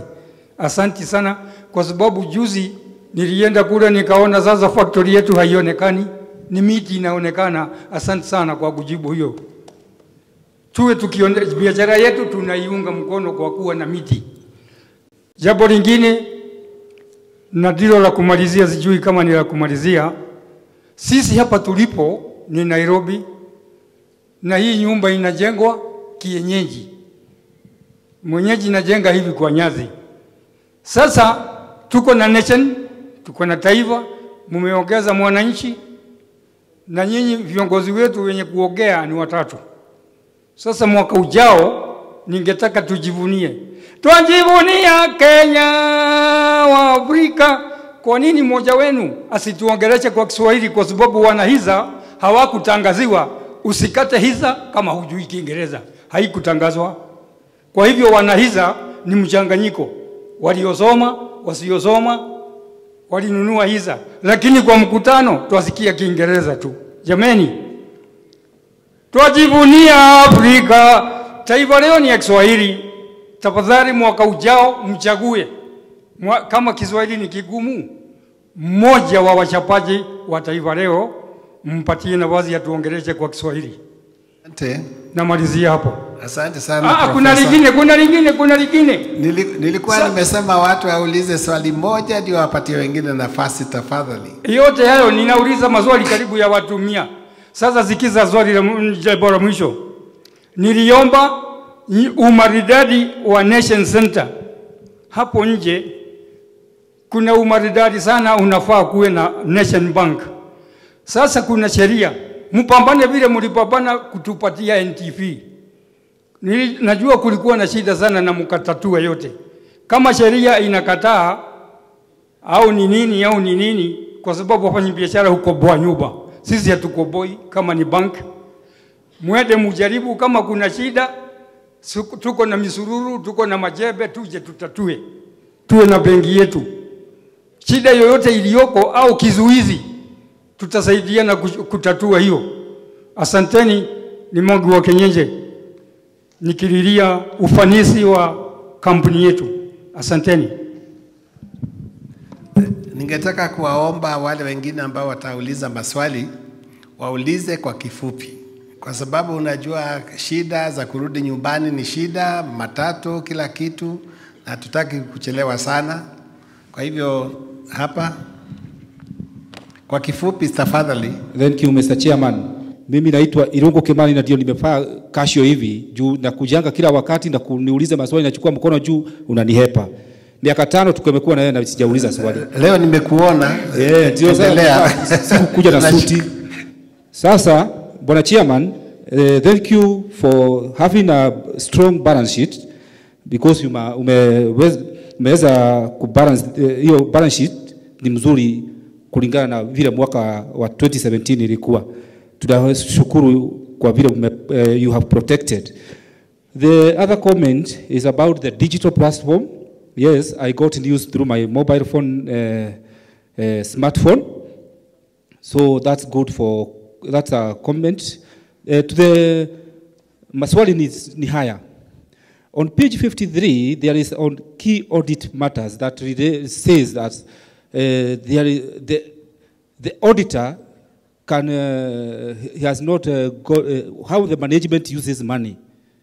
There is something that the auditor has not put in clearly about the key audit matter.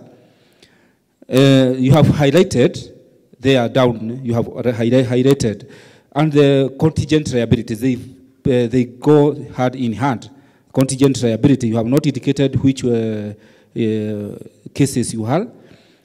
Question number 2 is about the employees. You have there is a reduction of the employees mmepunguza, na nasikia na ninaona kulingana tuko na TV na ninaona kuna watangazaji ambao wanaonekana kwa TV na bado hamuna na wao. Kwani ni nini inaendelea? Mnapoteza wafanyikazi namna hiyo? Ya 3 na ndio ya mwisho, Chairman, nikae chini, sitaongea ingine. This dividend tumesema ni mzuri, lakini ile wakati tunapewa ya hesabu ambayo iliisha 31st December, tunangojea si shareholders mpaka mwezi wa 7 31st.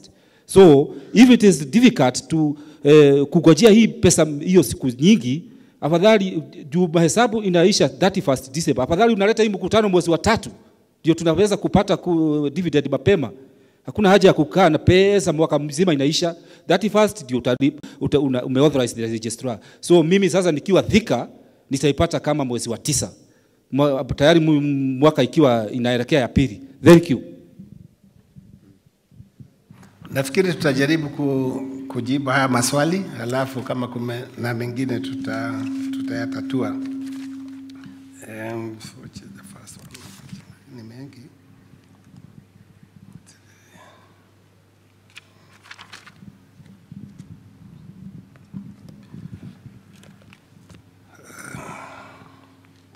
Bwana Chami, tunakushukuru.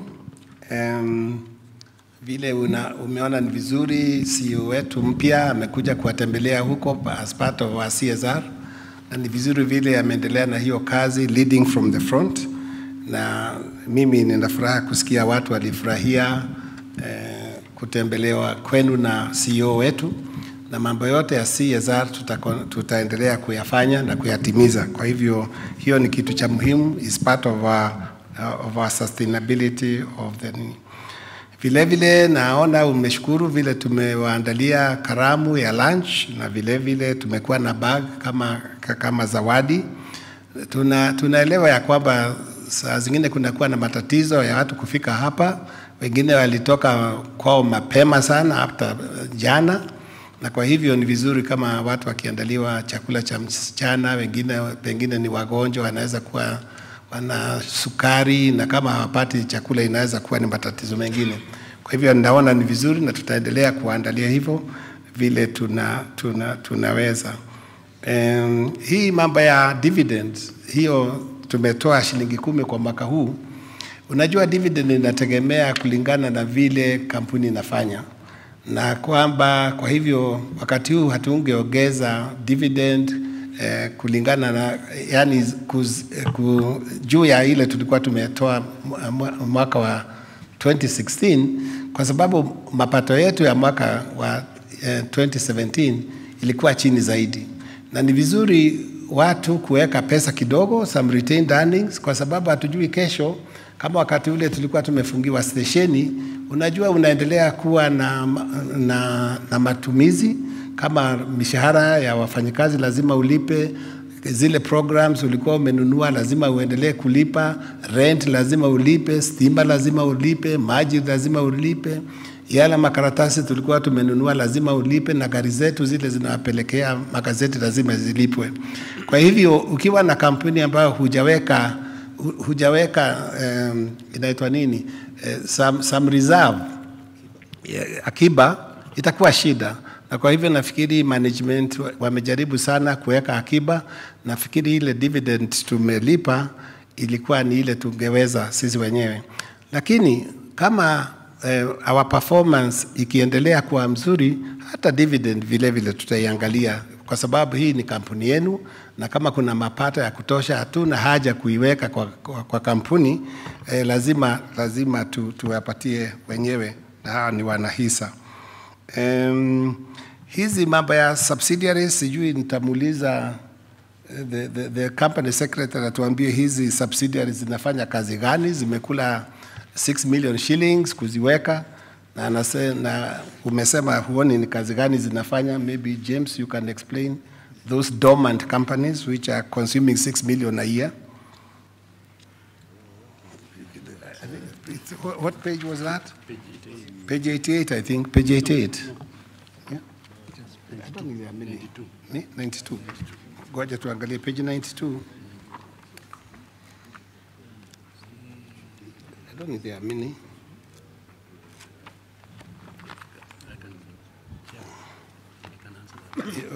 Stephen will answer. Endelea.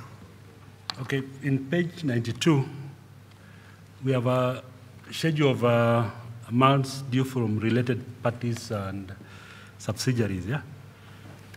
Ukiangalia utaona hizo kampuni tunafanya biashara nazo. Hiyo deni ina zile terms and conditions. Kwa hivyo kuna wakati nitakana kulipwa, na by the end of the year these are the amounts which are due. The 6.8 that you quoted is actually due from TPS Serena and Jubilee Holdings, which has been paid subsequently in 2018. So hakuna deni ambayo iko hapo kimakosa. Haya, umeyasikia hayo.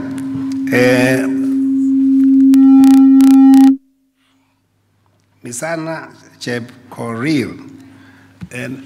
Hata mimi nashukuru wazee sasa wanakuja nyumbani haraka haraka, na sijui tutakuwa na mtindo gani ndio tuweze kuona kina mababa wanaingia nyumbani mapema. Unasikia wake zetu wanafurahia kama wazee wanakuja mapema.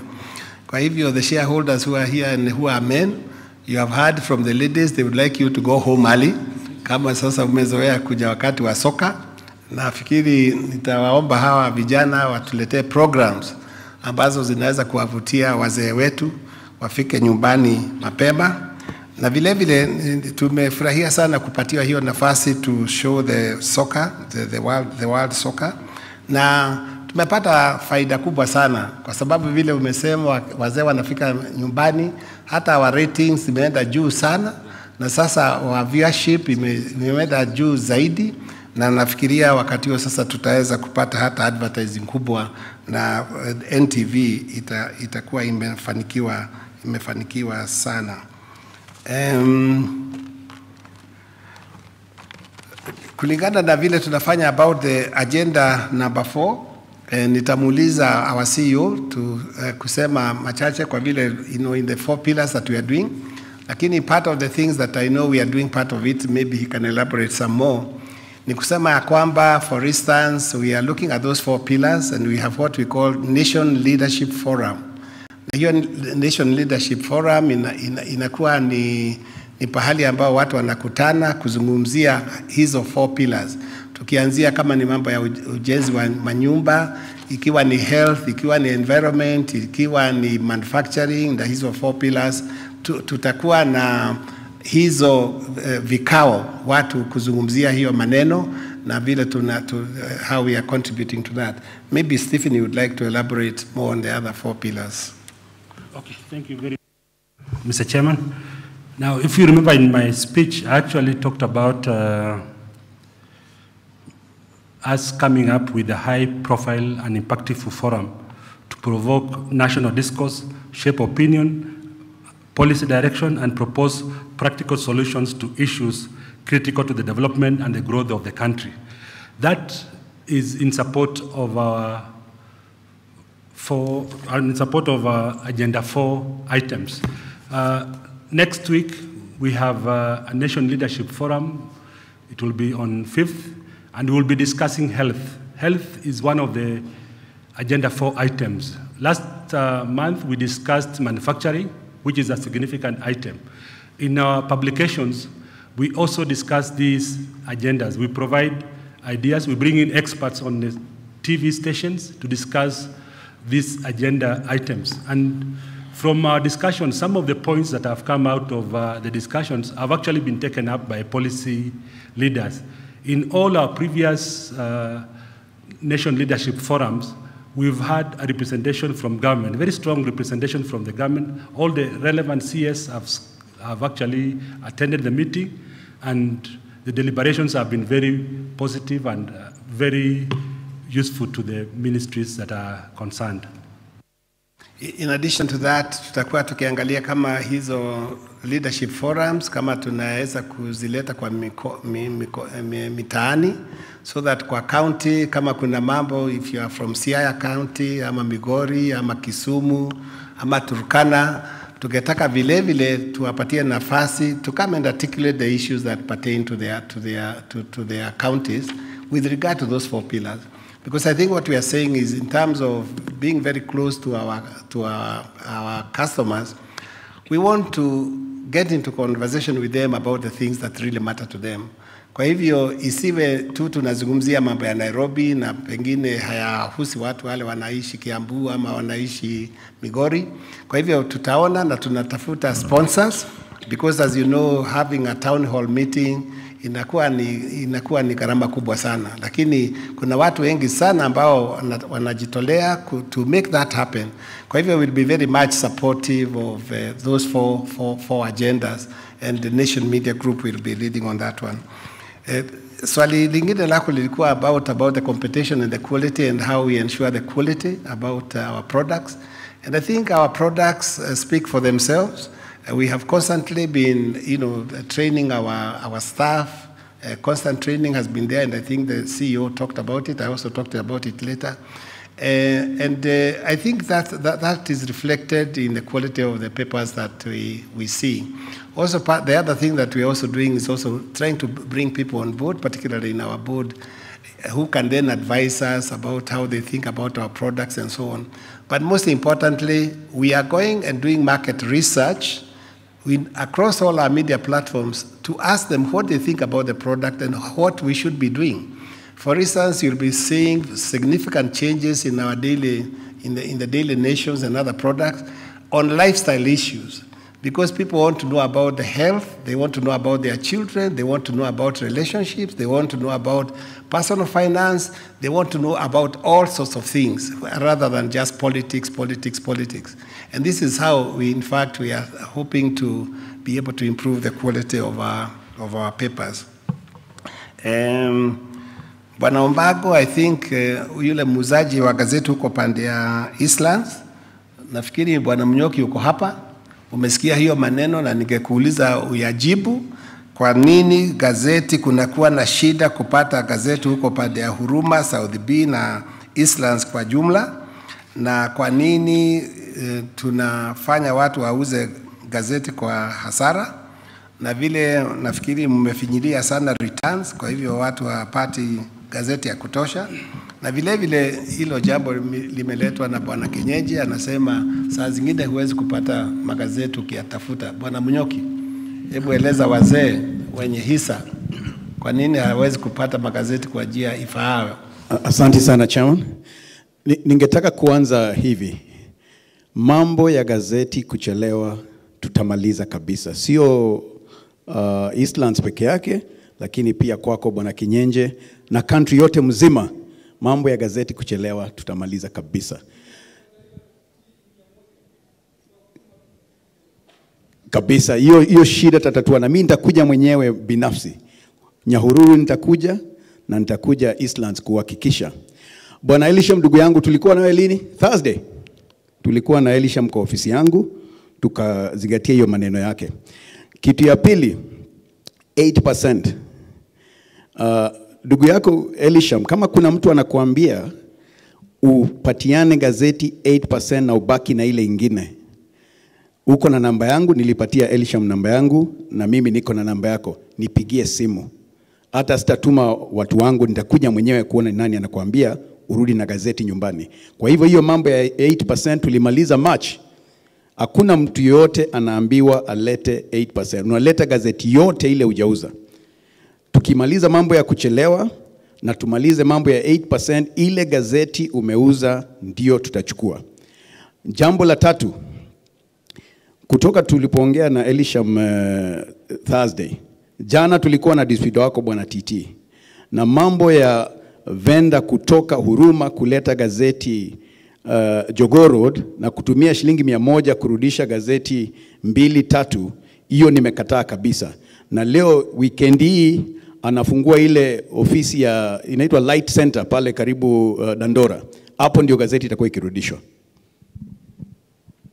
Asante sana. Kwa hivyo sisi tungetaka sana kuuza magazeti, na tungeshukuru sana mkiona kuna kuwa na hitilafu yoyote kupata magazeti, kujeni, na kama Bwana Munyoki anawapelekesha hivi na vile, Bwana Gitama kama yuko, kwa sababu hiyo ndio kazi tumewaandika, wauze gazeti na kila mmoja aweze kupata gazeti. Kwa hivyo kukiwa na shida yoyote about distribution, please come and talk to Mr. Munyoki, na pia Bwana Gitama nafikiri atakusaidia.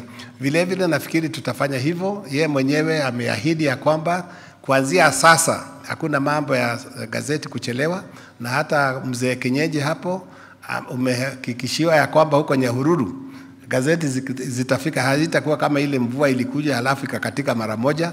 Kwa hivyo tungetaka hiyo mvua ya magazeti iendelee mwaka mzima mpaka kila mtu anapata magazeti. Vile vile alisema ya kwamba hakuna vibanda ya wale wauzaji magazeti kujificha kama kuna nyesha. Nafikiri Bwana Munyoki, hiyo maneno umesikia. Uangalie vile watu wanaweza kuendelea kuuza magazeti hata kama kuna nyesha. Bwana Kinyeji ameuliza kama tunaweza kuwa tukiendesha mikutano yetu ya AGM kwa lugha ya kitaifa Swahili, lakini nimuhakikishia ya kwamba unajua hata English, both English na Swahili, they are actually accepted languages. Kwa hivyo mtu yeyote, kwa sababu kuna watu wengine hawaelewi Kiswahili na lazima tuwe fair to them. Kwa hivyo wewe mwenyewe ukitaka kuzungumza na Kiswahili uko na ruhusa kufanya hivyo, na tutakujibu kwa Kiswahili ama lugha nyingine yoyote ambayo ungetaka kuuliza kwa kikao hiki, lakini tutaendelea kwa Kizungu kwa sababu is the national language, na lakini Kiswahili pia inakubaliwa sawa sawa na bunge wanazungumza Kiswahili vile vile kwa Kizungu. Nafikiri hiyo itakuwa fair kwa sababu tungetaka kila mtu atuelewe ambayo yuko katika kikao hiki, na wanahisa wengine hawaelewi Kiswahili. Bwana Kimani aliuliza mambo ya key audit matters, and I think he wanted to know about the contingent liabilities and which cases there are. Some of those things we cannot disclose openly, because if we are in court with somebody na ujue, for instance, umetusiu, okay, na tumefanya provision for 50 million. Unajua sasa watu wakijua hapa kuna pesa, unajua Kenya vile ilivyo bwana. wataenda wafanye jama na wale the magistrate, alafu tunapigwa faini kubwa, wanakuja wanagawanya. Kwa hivyo inafanywa kwa kijumla, hatuwezi kusema ni fulani alitusiu na tunafikiria hiyo kesi tutapoteza. Kwa hivyo nafikiri inakuwa namna hiyo. Umeuliza mambo ya staff reduction na kwa nini watu wanatoroka kwetu kwenda kutafuta kazi pahali pengine. Pengine nimuulize the CEO ajibu hilo swali. Why are we losing people? Thank you. Asante sana. You know, if ukiangalia katika zile namba zetu pale, it shows that our staff complement has actually gone down. Now, in any market, when you are the market leader, anybody new in the market, anybody in need of help, they are likely to come and poach people from you. We've lost some of our staff. That's a sign that NMG, and it's a sign that NMG is actually I'll call it the mother of the best talent in the media business. So we have, I can assure you, we have a talent pool, and the exit of some of the staff has not affected our products. Our products remain strong. We have brought in new people. They are new. We have actually, some of this has enabled us to refresh our businesses in some area. Very soon tutaonesha mabingwa katika sehemu kadhaa za broadcasting. Kwa hivyo tunawahakikishia kuwa hatubanduki, tuko pale bado, tuko imara. Asante. Okay, in many ways, there's nothing new here. I think 2 years ago, one of our former staff went and was appointed managing director at the Standard Group, and he came and poached, I think, close to 40 people. It hasn't helped the Standard. Last year, the Standard Group lost over 300 million. We made 1.9 billion. Kwa hivyo sio kitu tunakuwa na hofu sana, kwa sababu because of our training program, we have succession planning. Hakuna mtu ambaye yoyote akiondoka leo ati nation itafifia. Hata chairman leo akifa, nation itakuwa hapa kesho, na gazeti mtaisoma kesho, msikie mzee alianguka jana usiku akafa, na kazi itaendelea. Kwa hivyo sisi hatuna hofu kwa wale watu wanaondoka. Kuna wengine wako chini wao wanasema alhamdulillah, hawa wameondoka, sasa mimi nimejipatia nafasi. Kwa hivyo hakuna shida. Wale walikuwa nyuma chini yao wamefurahia hiyo maneno sana, kwa sababu wengine walikuwa wanasema huyu jamaa ni miaka, he's only 5 years older than me, ataondoka lini na mimi nipata hiyo madaraka. We have promoted more than 10 people from internally, including this guy here. Amepata nafasi. Kwa hivyo sio jambo kubwa sana. In many ways is a compliment to the Nation Media Group that in fact we have the best talent that this market has. Kwa hivyo tutaendelea namna hiyo. Uliuliza jambo ingine ya kwamba dividend inachelewa sana. Hata mimi unajua wenye hisa hiyo tutaangalia. Pengine tuone kama tunaweza kuleta dividend hapa karibu. At the next board meeting we'll deliberate on that and then we'll make a decision. Lakini unajua kabla hujatoa dividend, kwanza ujue kwa kweli hiyo dividend iko mfukoni. Usiwe unatoa pesa na hujui kama iko kwa kweli.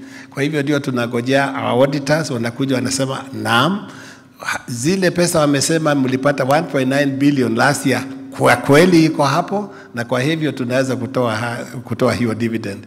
Na hiyo audit, kwa sababu kama Pricewaterhouse wanakuwa na kazi nyingi, hizo audit inamalizika kama March, April, kwa sababu sio sisi peke yake.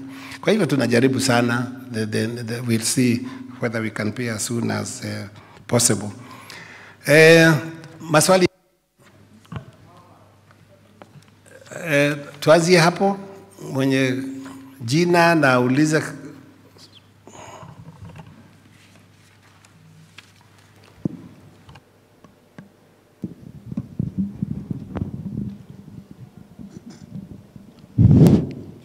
Kwa majina ni John Wahome. Kile ninauliza, kama mtu amechoka na kazi na anaandikwa na Nation, aondoke tupate mwingine smarter than him or her. Sasa kile kiko, hii company ni company kubwa. Nasema nisumuze na Kiswahili kila mtu aelewe. Hii ni kampuni kubwa, lakini tukiingilia kwa rasilimali yake inakuwa nichanganye, inakuwa 0.4 billion, na kampuni yenyewe ina hesabu ya bilioni 6. Hizi bilioni 6 zinawekewa nani na siko wapi na sinani interest gani? Ningeuliza board of directors wafikirie hii sasa baada ya kuwa capital ya 0.4 billion, tuchukue bilioni 2 tutupe kwa capital, na kuchukua bilioni 2 kutoka kwa capital tuweke kwa hiyo pesa bilioni 2. The board of directors waangalie mambo muhimu ile inaweza kufanya kwa company, kutengeneza pengine investment nyingine mpya, itumie pesa hiyo bilioni 2, alafu hiyo bilioni 2 iwe turn to capital, na hiyo itasaidia wananchi na itasaidia company. Na usiseme ati ikiongezwa ati itakwisha. Hiyo pesa hupatii wananchi, unaweka kwa company, unapatia wananchi makaratasi. Kwa hiyo mafupi ni sasa tunaketi. Asante. Hapa chini tafadhali. Hapa halafu kuna mwingine hapa. Haya. Asante sana Bwana Chairman. Thank you very much. Together with your distinguished, esteemed board of directors. Please tell us your names. My name is Mwangi from Laikipia. Who? Mwangi from Laikipia. Mwangi. Yes. The first two will be proposals. Sasa tuko kwa AGM today in the afternoon, even last year. I was proposing to you, Bwana Chairman, to change. Badala ya kuja in the afternoon, tuwe in the morning. Because some of us, I have not finished. I have not finished. Let the chairman answer me. Give him a chance to ask his questions. Democracy. Reason is this. I come from far, and I know there are some shareholders who also come from far. By the time I get to the matatu stage here, I get to the matatu, I go home, it will take 3.5 hours. By the time I arrive home, it will be exactly at 9 or 10 at night. And I have to travel 3 kilometers in the darkness before I get to my house. So this area is insecure. It is now subjective. It is me. I don't know about the others. So I was just proposing whether it is possible, like other companies, to change this afternoon meeting to the morning. Also too, Bwana Chairman, is it possible for you to meet with the other chairmen of other companies, sit together, stagger the meetings, AGM. Today we have NMG, tomorrow we have National Bank, the other day the other company, and so forth, because these are not the shareholders who ate this lunch today. See how we were so many, we filled that room there, and chakula kilikwisha. Do I see these faces here? They are not here, but they are shareholders here. They have attended another meeting, another AGM meeting somewhere. And we would like to be together because we are one team. We would like to be together here. That was my suggestion. The other one is communication. Why don't you use SMS to all the shareholders through your custodians here at Bruce House. Let them send to us the date of the meeting through SMS. Now, I come to magazeti yetu. Bwana Chairman, you are doing a very good job. And before I go, I write that one. There was a group here which kept us busy. Choir, a very nice choir. It kept us busy. I was asleep. It woke me up before you arrived. I give them something, not corruption, something, Bwana Chairman. Let them even participate in the Kenya Music Festival. They are good in music. And the other one is about the magazeti yetu.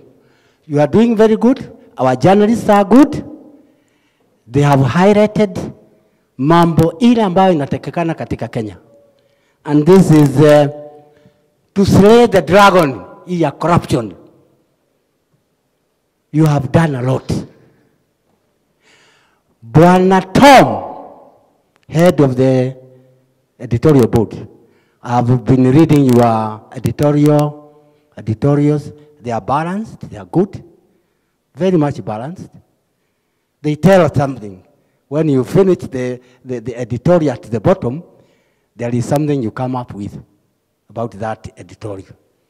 There's also other journalists like Mutuma. I am missing somebody else here called Nimro Tabu. Bwana Macharia on Tuesdays, on Tuesdays, KI on Saturday. I'm missing some very good journalists. Thank you to all journalists. Come to dividend. You have spoken about the dividend, but Bwana Chairman, can you tell me the miracle you are using to get 10 shillings? Why? Other companies, listed companies, are getting zero. They are wanatagaza zero to us. Zero return. And you 10 shillings per share. It's a miracle. I was trying to figure out where you are getting this. I couldn't because of the loss.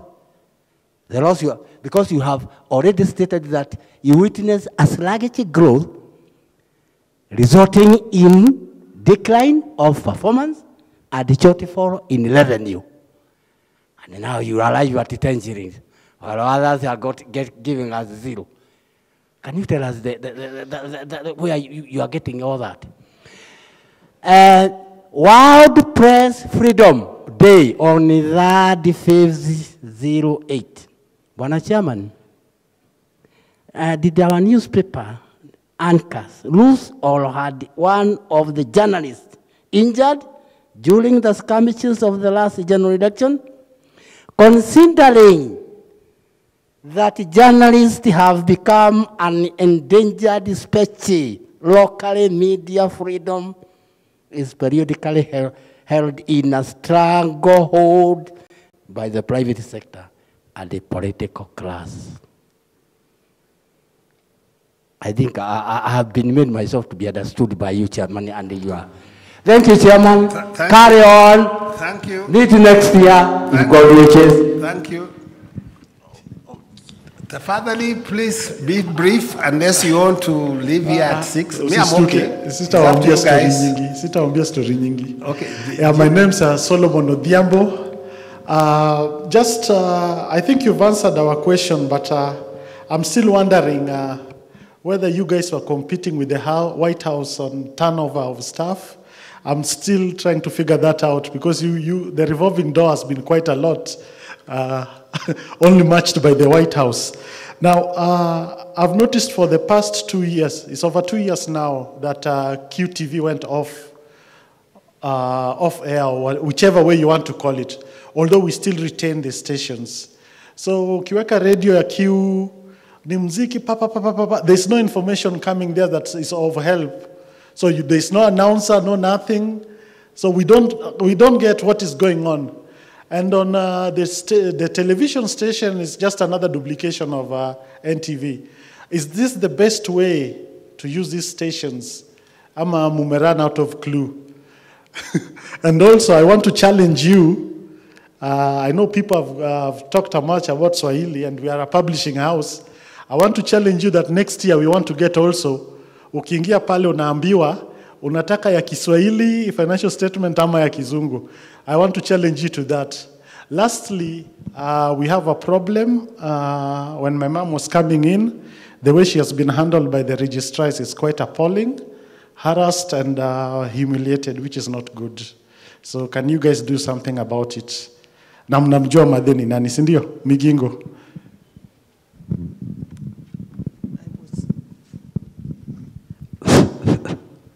Thank you, Bwana Chairman. I was very much disappointed, but I've forgiven him. So let him know himself and take care for others, not to do such a thing again to other people, so that we stay in harmony, because what Jesus left for us here in this world is love each other. Call them brother and sisters, not to hate anybody. Thank you. Thank you. Nafikiri tujibu haya maswali. Oh, there is one there. Okay. And one across. My name's Nyambati Benjamin. Nyambati. I'm trying to request you if you can consider issues of registration so that we can have online registration for issues of proxies and even virtual meeting. Like when we have a meeting like a HM, we can have it available online for convenience purposes. Thank you. Across there.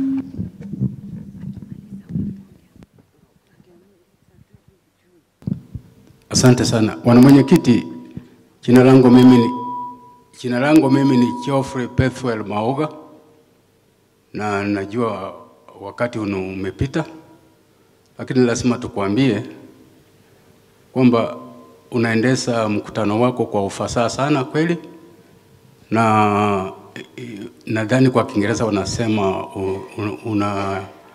una conduct your board meeting with passion. Na wakati unafanya kazi kama hivyo, tunafurahi kwa sababu umekuwa area hiyo inaitwa NMG Home and Family, unaijua inside out, and we are happy. Tunauliza dividend tukijua kwamba your earnings per share for the 2 consecutive years imekuwa ni chini kuliko ile ambayo unatulipa, ile unadistribute, na tunakushukuru.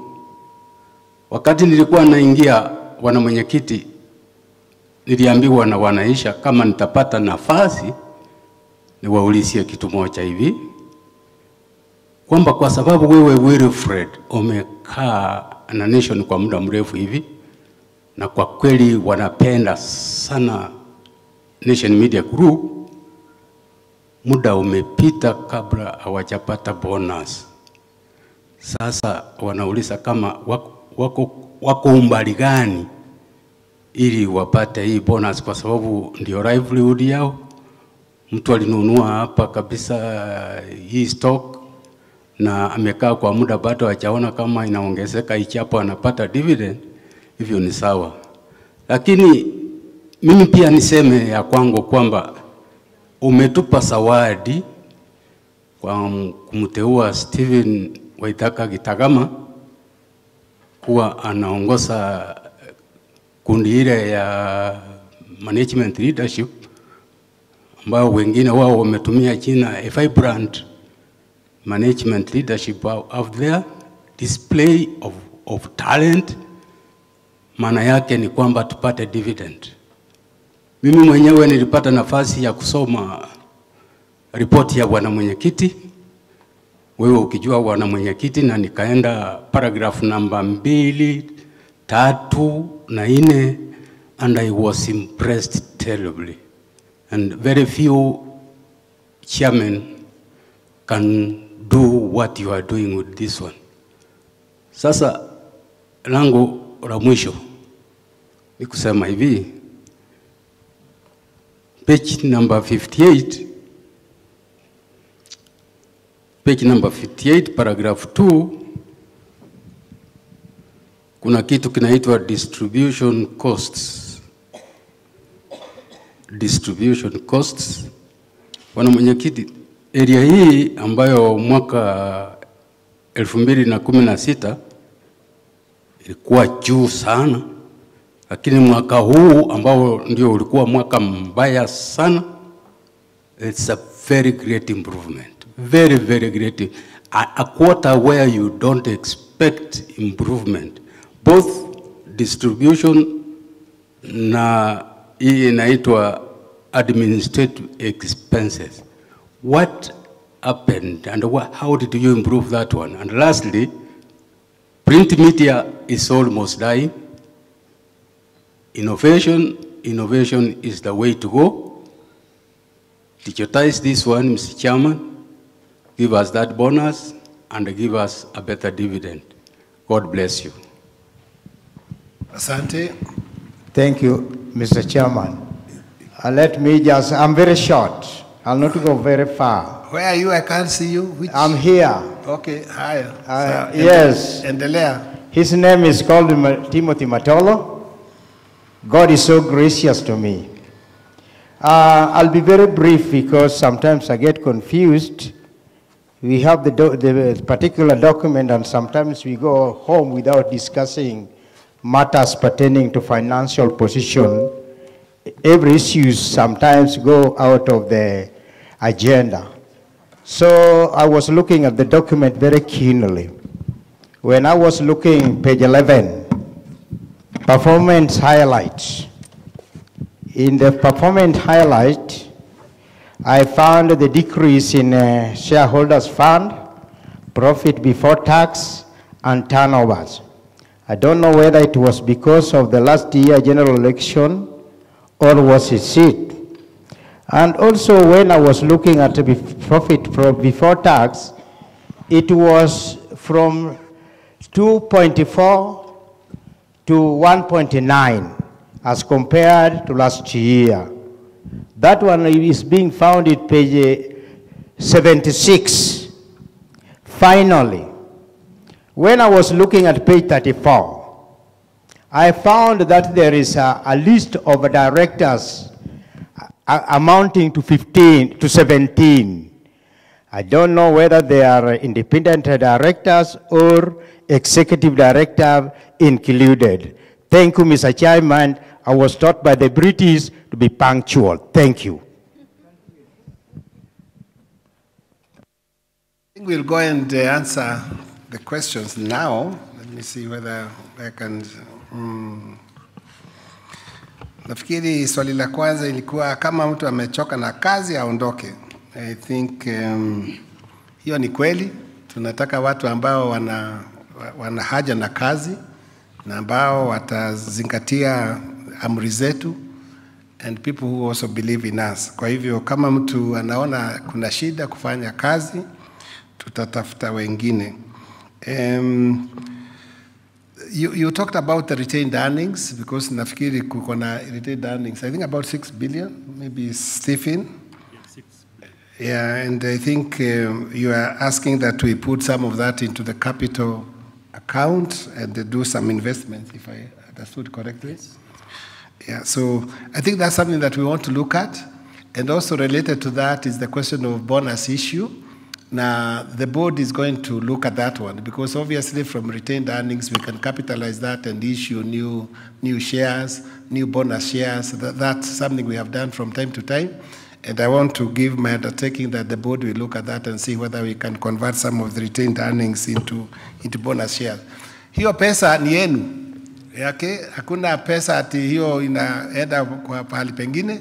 Hiyo pesa, if you look at some of our revenue streams, is we also have reinvested that money. So some of that money you'll find, for instance, what is it called? Interest income has also been able to help sustain us. Because kama mnavyoelewa, the print media iko na shida sana kwa sababu vile nilieleza hapo mbeleni, pengine wengine hakuelewa, ni vile sasa vile watu wanasoma magazeti sio kama zamani. Siku hizi vijana hawataki kusoma magazeti, wanataka kusoma social media, Facebook na nini na nini na nini. Kwa hivyo kuuza magazeti imekuwa ni changamoto kabisa kabisa kabisa. Na kwa hivyo lazima tutafute njia zingine mpya za mapato. Na kwa hivyo unajua kama ukiwa ni mkulima unavuna mahindi, usitoe mahindi yote, hata ile ya mbegu ya kupanda the next season inakwisha jamani. Okay?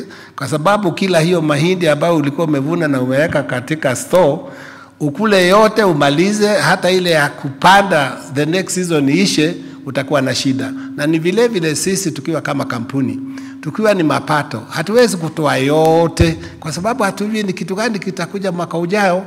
Lazima tujikinge na tuweke hizo pesa ili tuwe kampuni yetu iwe na nguvu. Na kwa hivyo tusimalize ile gada letu, tumalize kila kitu, tuwe tuko kwa jani.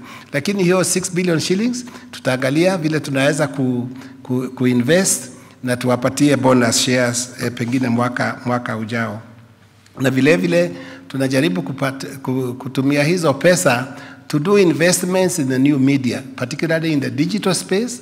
Kama tutakuwa na mapato ya kutosha in the other enterprises, na mmeona katika kwa digital tumekuwa tumekuwa kwa njia nzuri, lazima pia tuweke pesa katika hiyo. That's what we use the retaining earnings for. Bwana Mwangi kutoka Laikipia, I sympathize kwa sababu na vile mkutano unakuwa saa ya jioni, lakini hata ukisikiza maoni pande ile, watu wanasema saa 8 ni kwa sawa sawa. Ni vigumu kupata wakati ambao itakuwa suitable for everybody. Kwa sababu wengine wanaishi hapa Bahati, na tukitoka hapa naenda na mguu, hakuna shida. Wengine wako na kwingine, wana marafiki na mashemeji, wanaweza wanalala na hao kwao. Kwa hivyo nafikiri huu mkutano tumefanya saa 8 kwa miaka mingi sana. Nafikiri na watu, nafikiri tuendelee hivyo hivyo kwa sababu watu wengi wanatuambia, wakituandikia barua ya kwamba wakati huo unafaa, na tukijaribu kufanya haraka na vile tutajaribu kuwapatia all the figures ahead of time. Kwa hivyo tukija hapa tuulize maswali na tunaweza kufanya huu mkutano uwe mfupi iwezekanavyo. Kwa hivyo hiyo nafikiri tutajaribu kuona maoni ya watu wengi ni wakati gani ambao unafaa nini.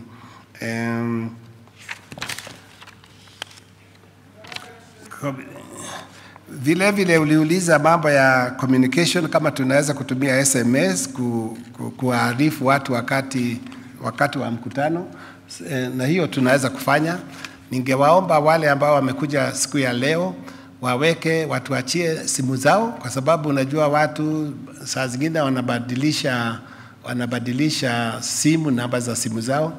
Please leave at the registration desk your telephone numbers, na wakati ujao next year we'll send with the SMS just to remind the people. Lakini the notices were actually in the newspapers.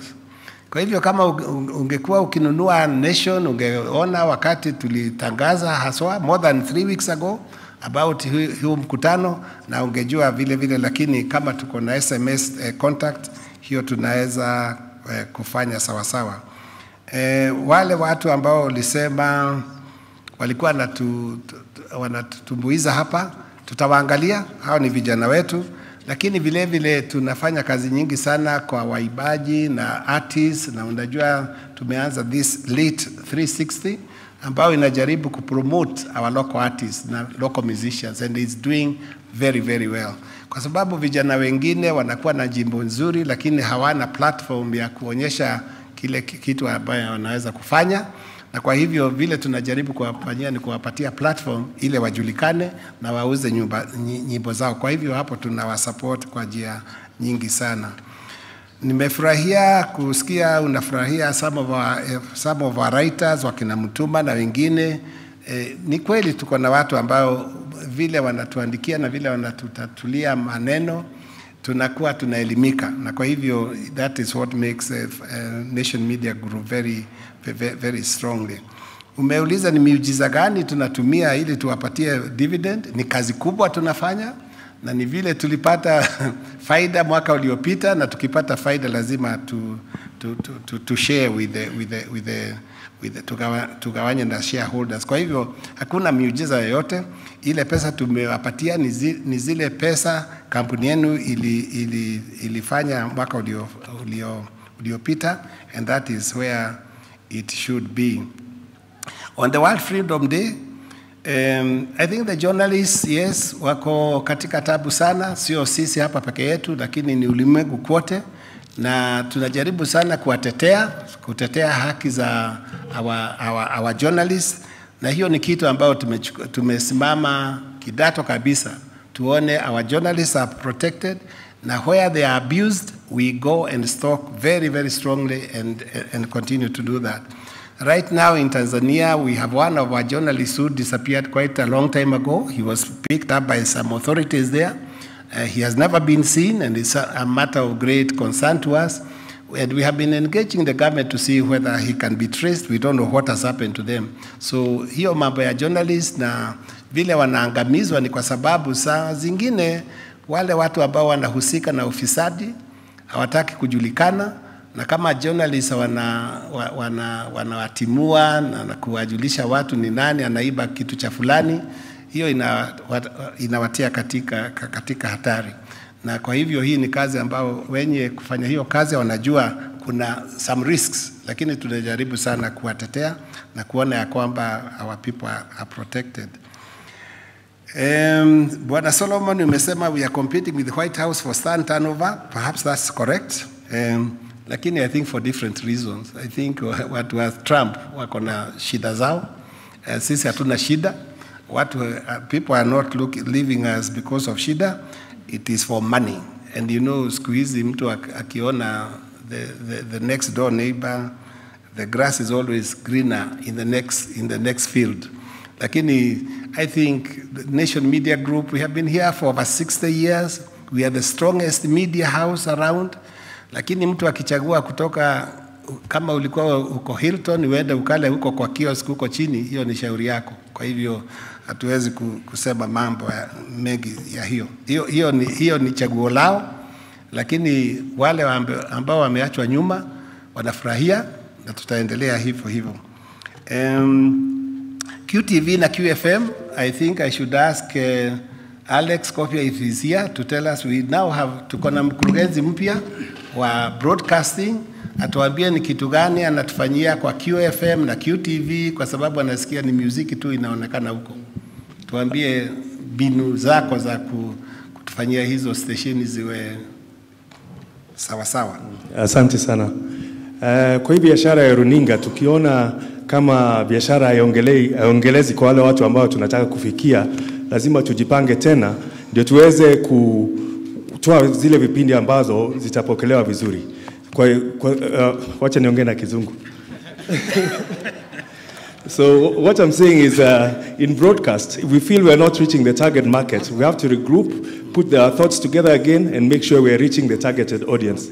In the particular case of QFM and QTV, we felt we are not responding to what the viewer wants, or what the viewer wants to listen to. So we're getting our heads together again. We're going back to the drawing board, and we'll put everything together and give you back the product the way you want it, so that it makes sense for you and it makes sense for the business. It makes sense for the organization as a good business. Asanteni. Haya, umesikia hayo, na tena jambo lingine from Solomon was whether financial statements zinaweza kuwa kwa Kiswahili na Kizungu. I think the statements from the chairman na CEO zimetafsiriwa kwa lugha ya Kiswahili. Yeah. Lakini kama financial statements zenyewe, nafikiri there are also some of them have quite a bit of translation. Lakini you know, there are some things that are very difficult to translate into Swahili, kwa sababu nikisikia kama what shall I say, inakuwa shida na Kiswahili. Tukisikia kama intangible assets, you know, things like that kwa Kiswahili, sijui wewe ungeziita namna gani, wewe mwenyewe tuambie intangible asset ungeziita nini, non-trading subsidiaries, impairment of investments. Utuambie hiyo kwa Kiswahili kwa sababu pengine tutaandika mambo ambayo watu hawataelewa. Kwa hivyo, lakini kama ukiuliza swali lolote, hata kama imeandikwa kwa jina kwa lugha ya Kiswahili, tutajaribu kuelezea vizuri na kila mtu aweze kuelewa. Kwa hivyo sidhani kama lugha ni shida. I want to apologize to that incident that happened about the humiliation of your mom. That is not the character or the nature of Nation Media Group. And I would like to ask CEO to find out what happened, because that is not something that we take lightly, even though whatever happened has been forgiven. But we have to have discipline, because, you know, kama watu hawana adabu, kama watu, they are not sensitive, particularly to the shareholders and to everybody, any member of public. That is not acceptable behavior. We want to know what happened, and we will do administrative justice to that incident. I want to apologize for what happened. We are not here to humiliate anybody. Our core business in this society is to serve the public. That is why we live. That's why we exist as a media house, to serve the public. And you cannot do that if you don't respect the very same people that you try to serve. Kwa hivyo, pole sana mama, nasikitika, we'll get to the bottom of that, but that's not acceptable behavior from any of our staff or anybody who we employ. Bwana Jambati, about online registration, you are spot on. I think the company secretary has heard. We should be able to get people to register online so that we don't waste time, you know, because we cannot be a high-tech company and then we are back to the same old things. I think that's a very good point. Geoffrey amesema we conduct our board meeting with passion and we know the company inside out. We try to do that, and that's why when you look at our lineup of the board, running a media house is a very complex business. You know, it is not that easy. If you look at the number of products and complexities and how they interact with one another from Uganda, Tanzania, and so on, it's not easy to run a media house, particularly on an industry that is having serious challenges going forward from the business perspective. And that's why we try to bring all the diverse experiences and skills that we can get from everywhere. Related to that is our board, by the way, is probably the biggest in the country. And if you look at our board, we have people across, I think, 4, 5 continents. We have people from America, we have people from Europe, we have people from Africa and the East African region and so on. But that actually talks to just the complexity of the business. We have a fully fledged company in Uganda, and with its own board and structures of governance and everything else, because it's a fully fledged with more than 300 employees, and then we have a board. And therefore, for us to be able to understand what is happening in that region, we bring their chairman here, so that then he's able to interact with us, because I cannot go to Uganda every other day. And we have a chairman here, Dr. Simon Kagugube, and that's why he's in the board, because then he's able to help us to interact with the subsidiaries out there. The same thing with in Tanzania, we have Leonard Mususa, who was a partner in PricewaterhouseCoopers, very, very experienced financial guy, and he's the chairman of our audit committee. They bring a lot of experience. If you look at people like Professor Lee Hubner, he lectures today in the media world in one of the most prestigious universities in the world, okay? And he was previously in Northwest University. I think he's now in George Washington University, I think, wherever he is, but one of the Ivy League colleges. So where do you get people like those to come and really advise us on what is happening? So we have a whole lot of things, and we make no apologies for that. You heard recently I said Dunbar, we have just gotten in from New York Times. Those of people who know what New York Times, if there is one paper that is giving President Trump a hard time, is New York Times, because they are able to tell it as it is. Kwa hivyo, I think tunajivunia madirectors wetu kwa sababu wako na very, very diverse experience, and that's why we are here. Mkiangalia zile pesa wanalipwa, sio pesa ya kutisha mtu yeyote. I think given the size and the complexities, and also the fact that they have to travel long distances, they really come here to go to give their service, not what they earn, because they are fully engaged in whatever they are doing. I think we are very grateful for the little time they are able to come here and give us their expertise. The dividend, yes, wengine wanasema ni kidogo, wengine wanasema ni kubwa.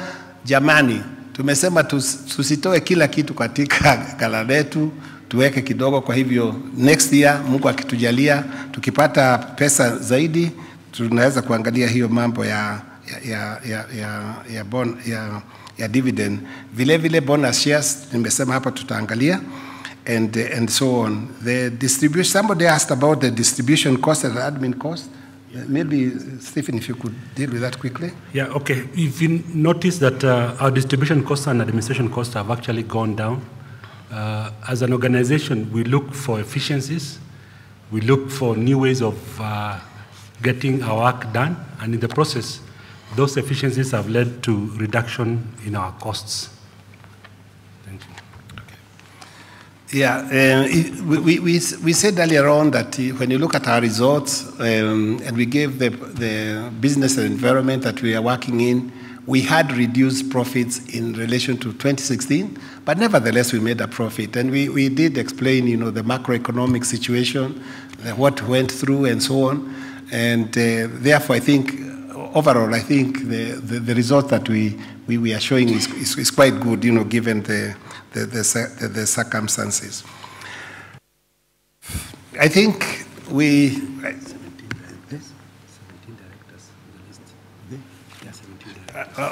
with respect to 17 directors in the list, no, we have some non-executive, we have some executive directors in the list. Yeah? You don't? Or resigned? Oh, sorry. Okay. Can you explain? Okay.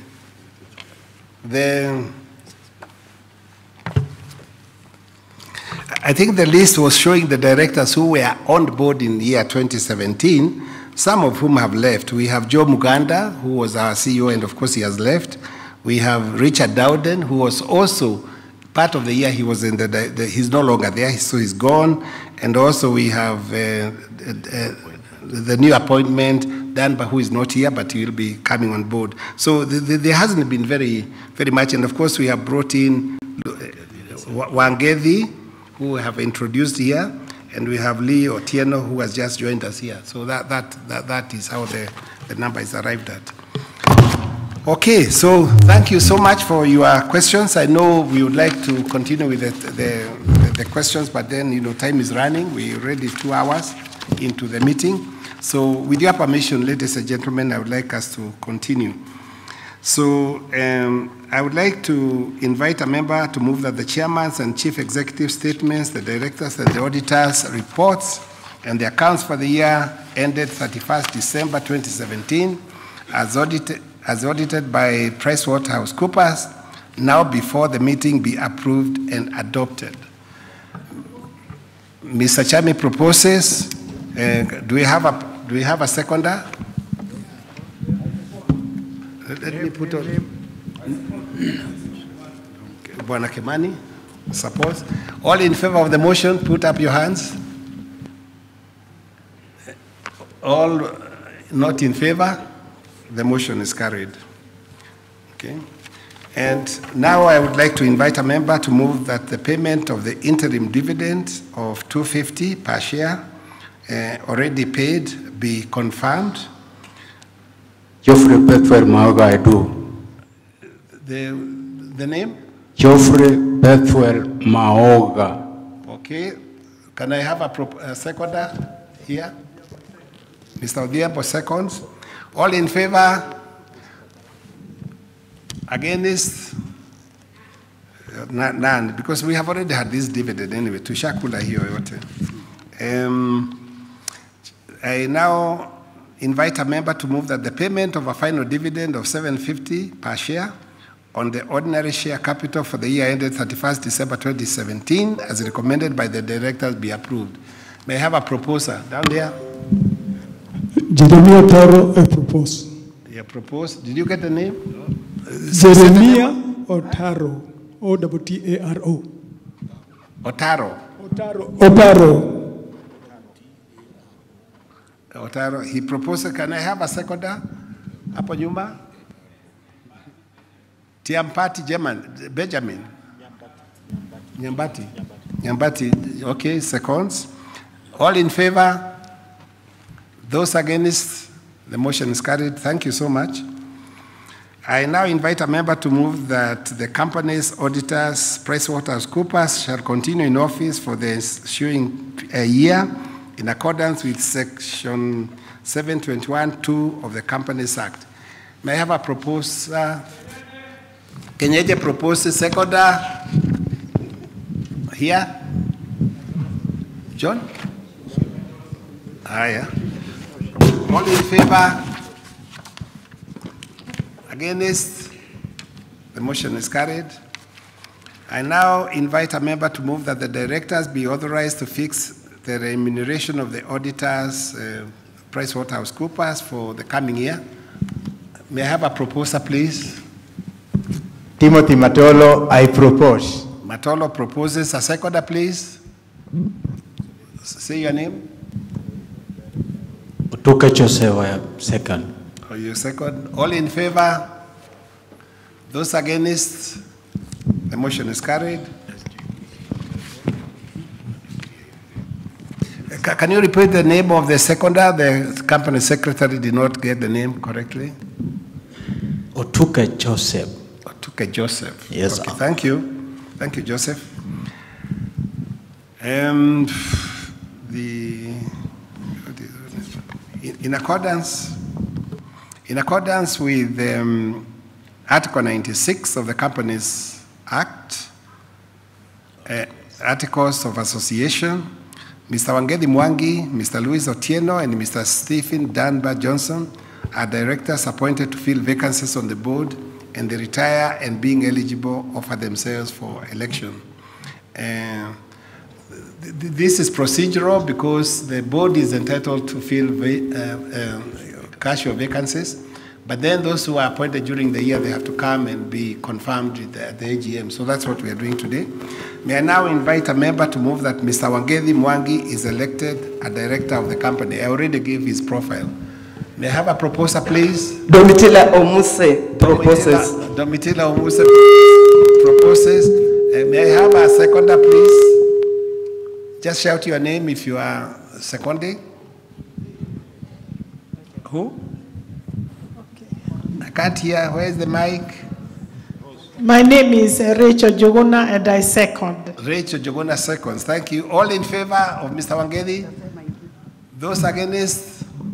The motion is carried. Congratulations, Wangedi, for being confirmed. Where am I now? Okay. May I now ask a member to support the motion? May I now invite a member to move that Mr. Louis Otieno is elected a director of the company. Mr. Louis Otieno is the one on the left. I propose, Chair. I propose and validate and confirm. But who are you? Tell us your name, Mama. My name is Ali Chemkoriri. I second Nyambati Benjamin.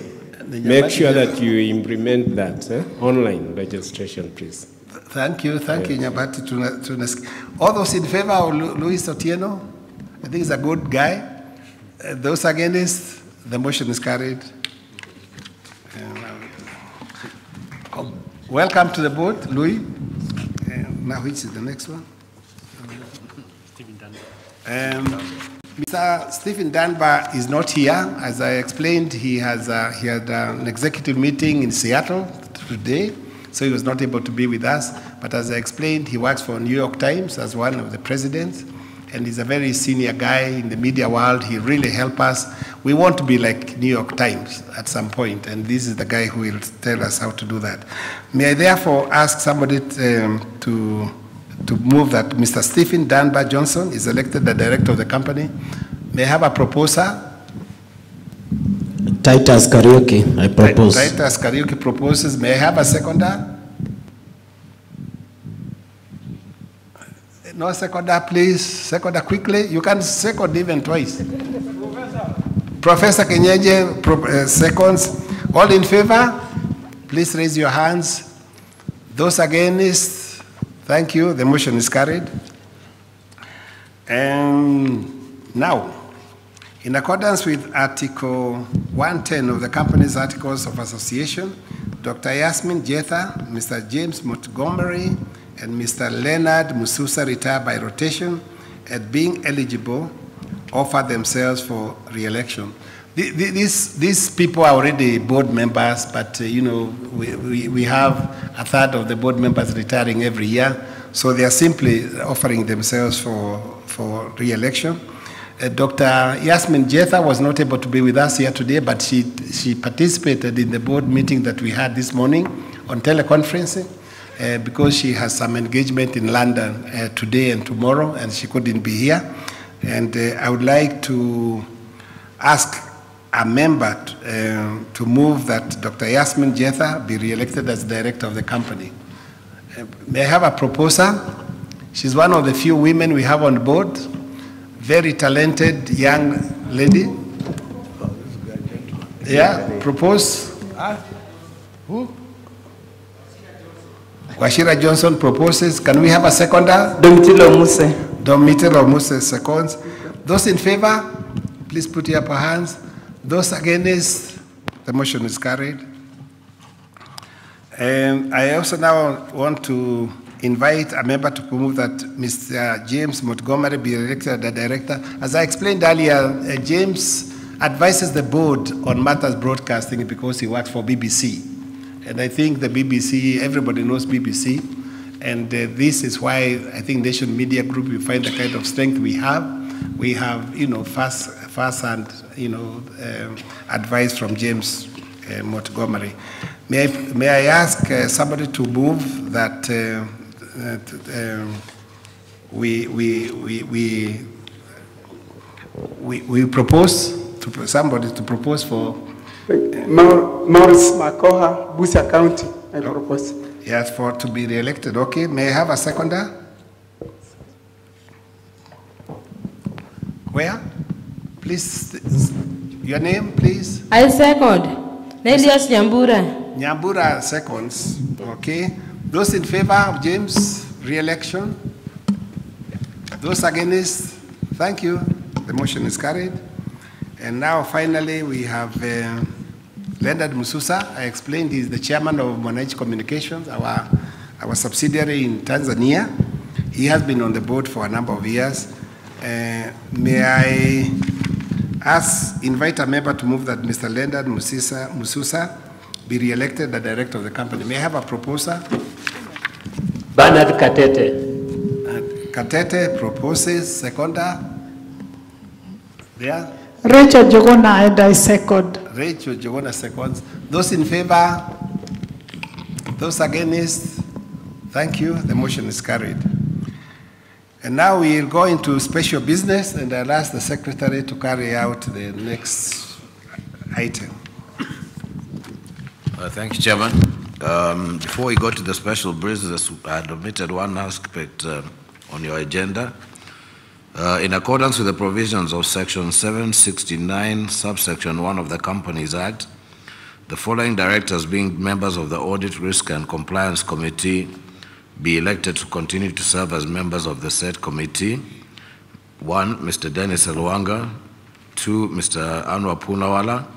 3, Mr. Simon Kagukube. And 4, Mr. Leonard Mususa. So can I have a proposer and a seconder? Geoffrey Maoga proposes. Geoffrey Maoga. Seconder? Jeremiah Otaro, a second.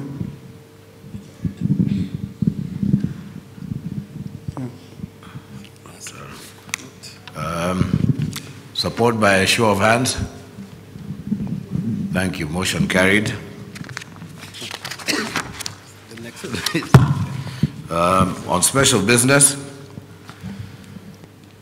we ask the members to consider and if thought fit to pass the following as a special resolution that Dr. Wilfred Kiboro, a director who retires in accordance with Article 101 of the Company's Articles of Association and who is over the age of 70 years, shall, notwithstanding that fact, be re-elected a director of the company for a period of 1 year. I invite a member to move that Dr. Kiboro be re-elected a director. Can I have a proposer? Yes, I propose. My name is Irungo Kimani. I propose.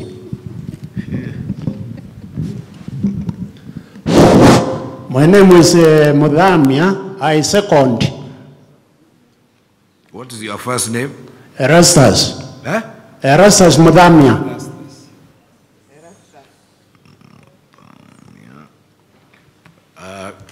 Can I ask the members to support the motion by a show of hands?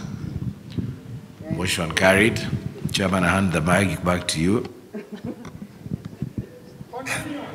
Thank you, Chairman. Thank you, shareholders, for electing me. Naona hamjafukuza wazee, bado tuko. Tuendelee. Haya, asante. So, haya, asante sana Bwana Kinyeje. Najua unasema hivyo kwa sababu hata wewe ni mzee. Lakini tunajaribu kujikaza, tuwafanyie kazi.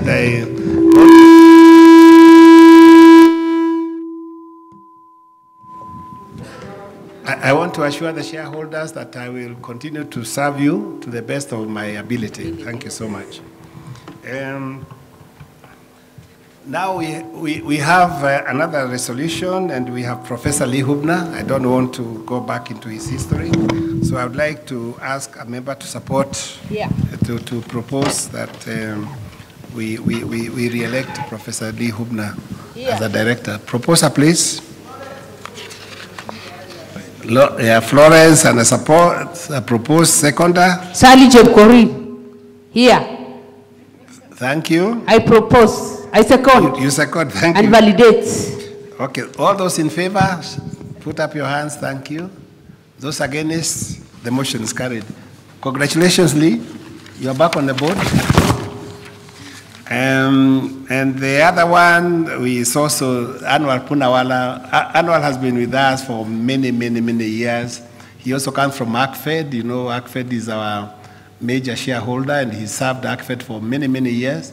And he continues to give us a lot of support, particularly in the audit issues. He's very, very thorough, and we are very happy about his services to the board. He's really invaluable. So I would like to ask somebody to propose that we keep Anwar to re-elect, Anwar to the board. May I have a proposer, please? Odhiambo proposes. Seconder, please. A seconder, please. There's a lady here who wants to second. There's a mic there. Rose Oresi, I second. Thank you. All those in favor, put up your hands. Those against, the motion is carried. Thank you so much. Congratulations, Anwar. Umechaguliwa tena. Ladies and gentlemen, that concludes the business for the day. As listed in the notice convening this annual general meeting, I want to thank you so much for attending, and also particularly for those people who asked the questions. The AGM is here to give the shareholders the opportunity to interact with both the board and the management and to ask any questions pertaining to their company. So thank you so much, and travel safely back home. Mungu atubariki. Can I ask somebody to maybe we end up with a word of prayer? Yeah, only prayers because we have closed the meeting. Let's bow down. Okay, thank you. Everlasting, almighty, and ever-living God, who is also Lord of humility, compassion, tolerance, and inclusiveness. We humble ourselves before you this evening, not because we are worthy, but because we live in this world that is not perfect, full of imperfect people, with imperfect things, with mysterious happenings. We therefore seek for your incredible unconditional forgiveness, even as we journey together towards a new vision. Lord, we thank you and bless you for your great deliberations. As we break now, you journey with us. You draw us closer to your heart so that we may not only remain victors, but superheroes with capacity to transform the world. We make these prayers in Jesus' name. Amen. Thank you. The meeting is closed.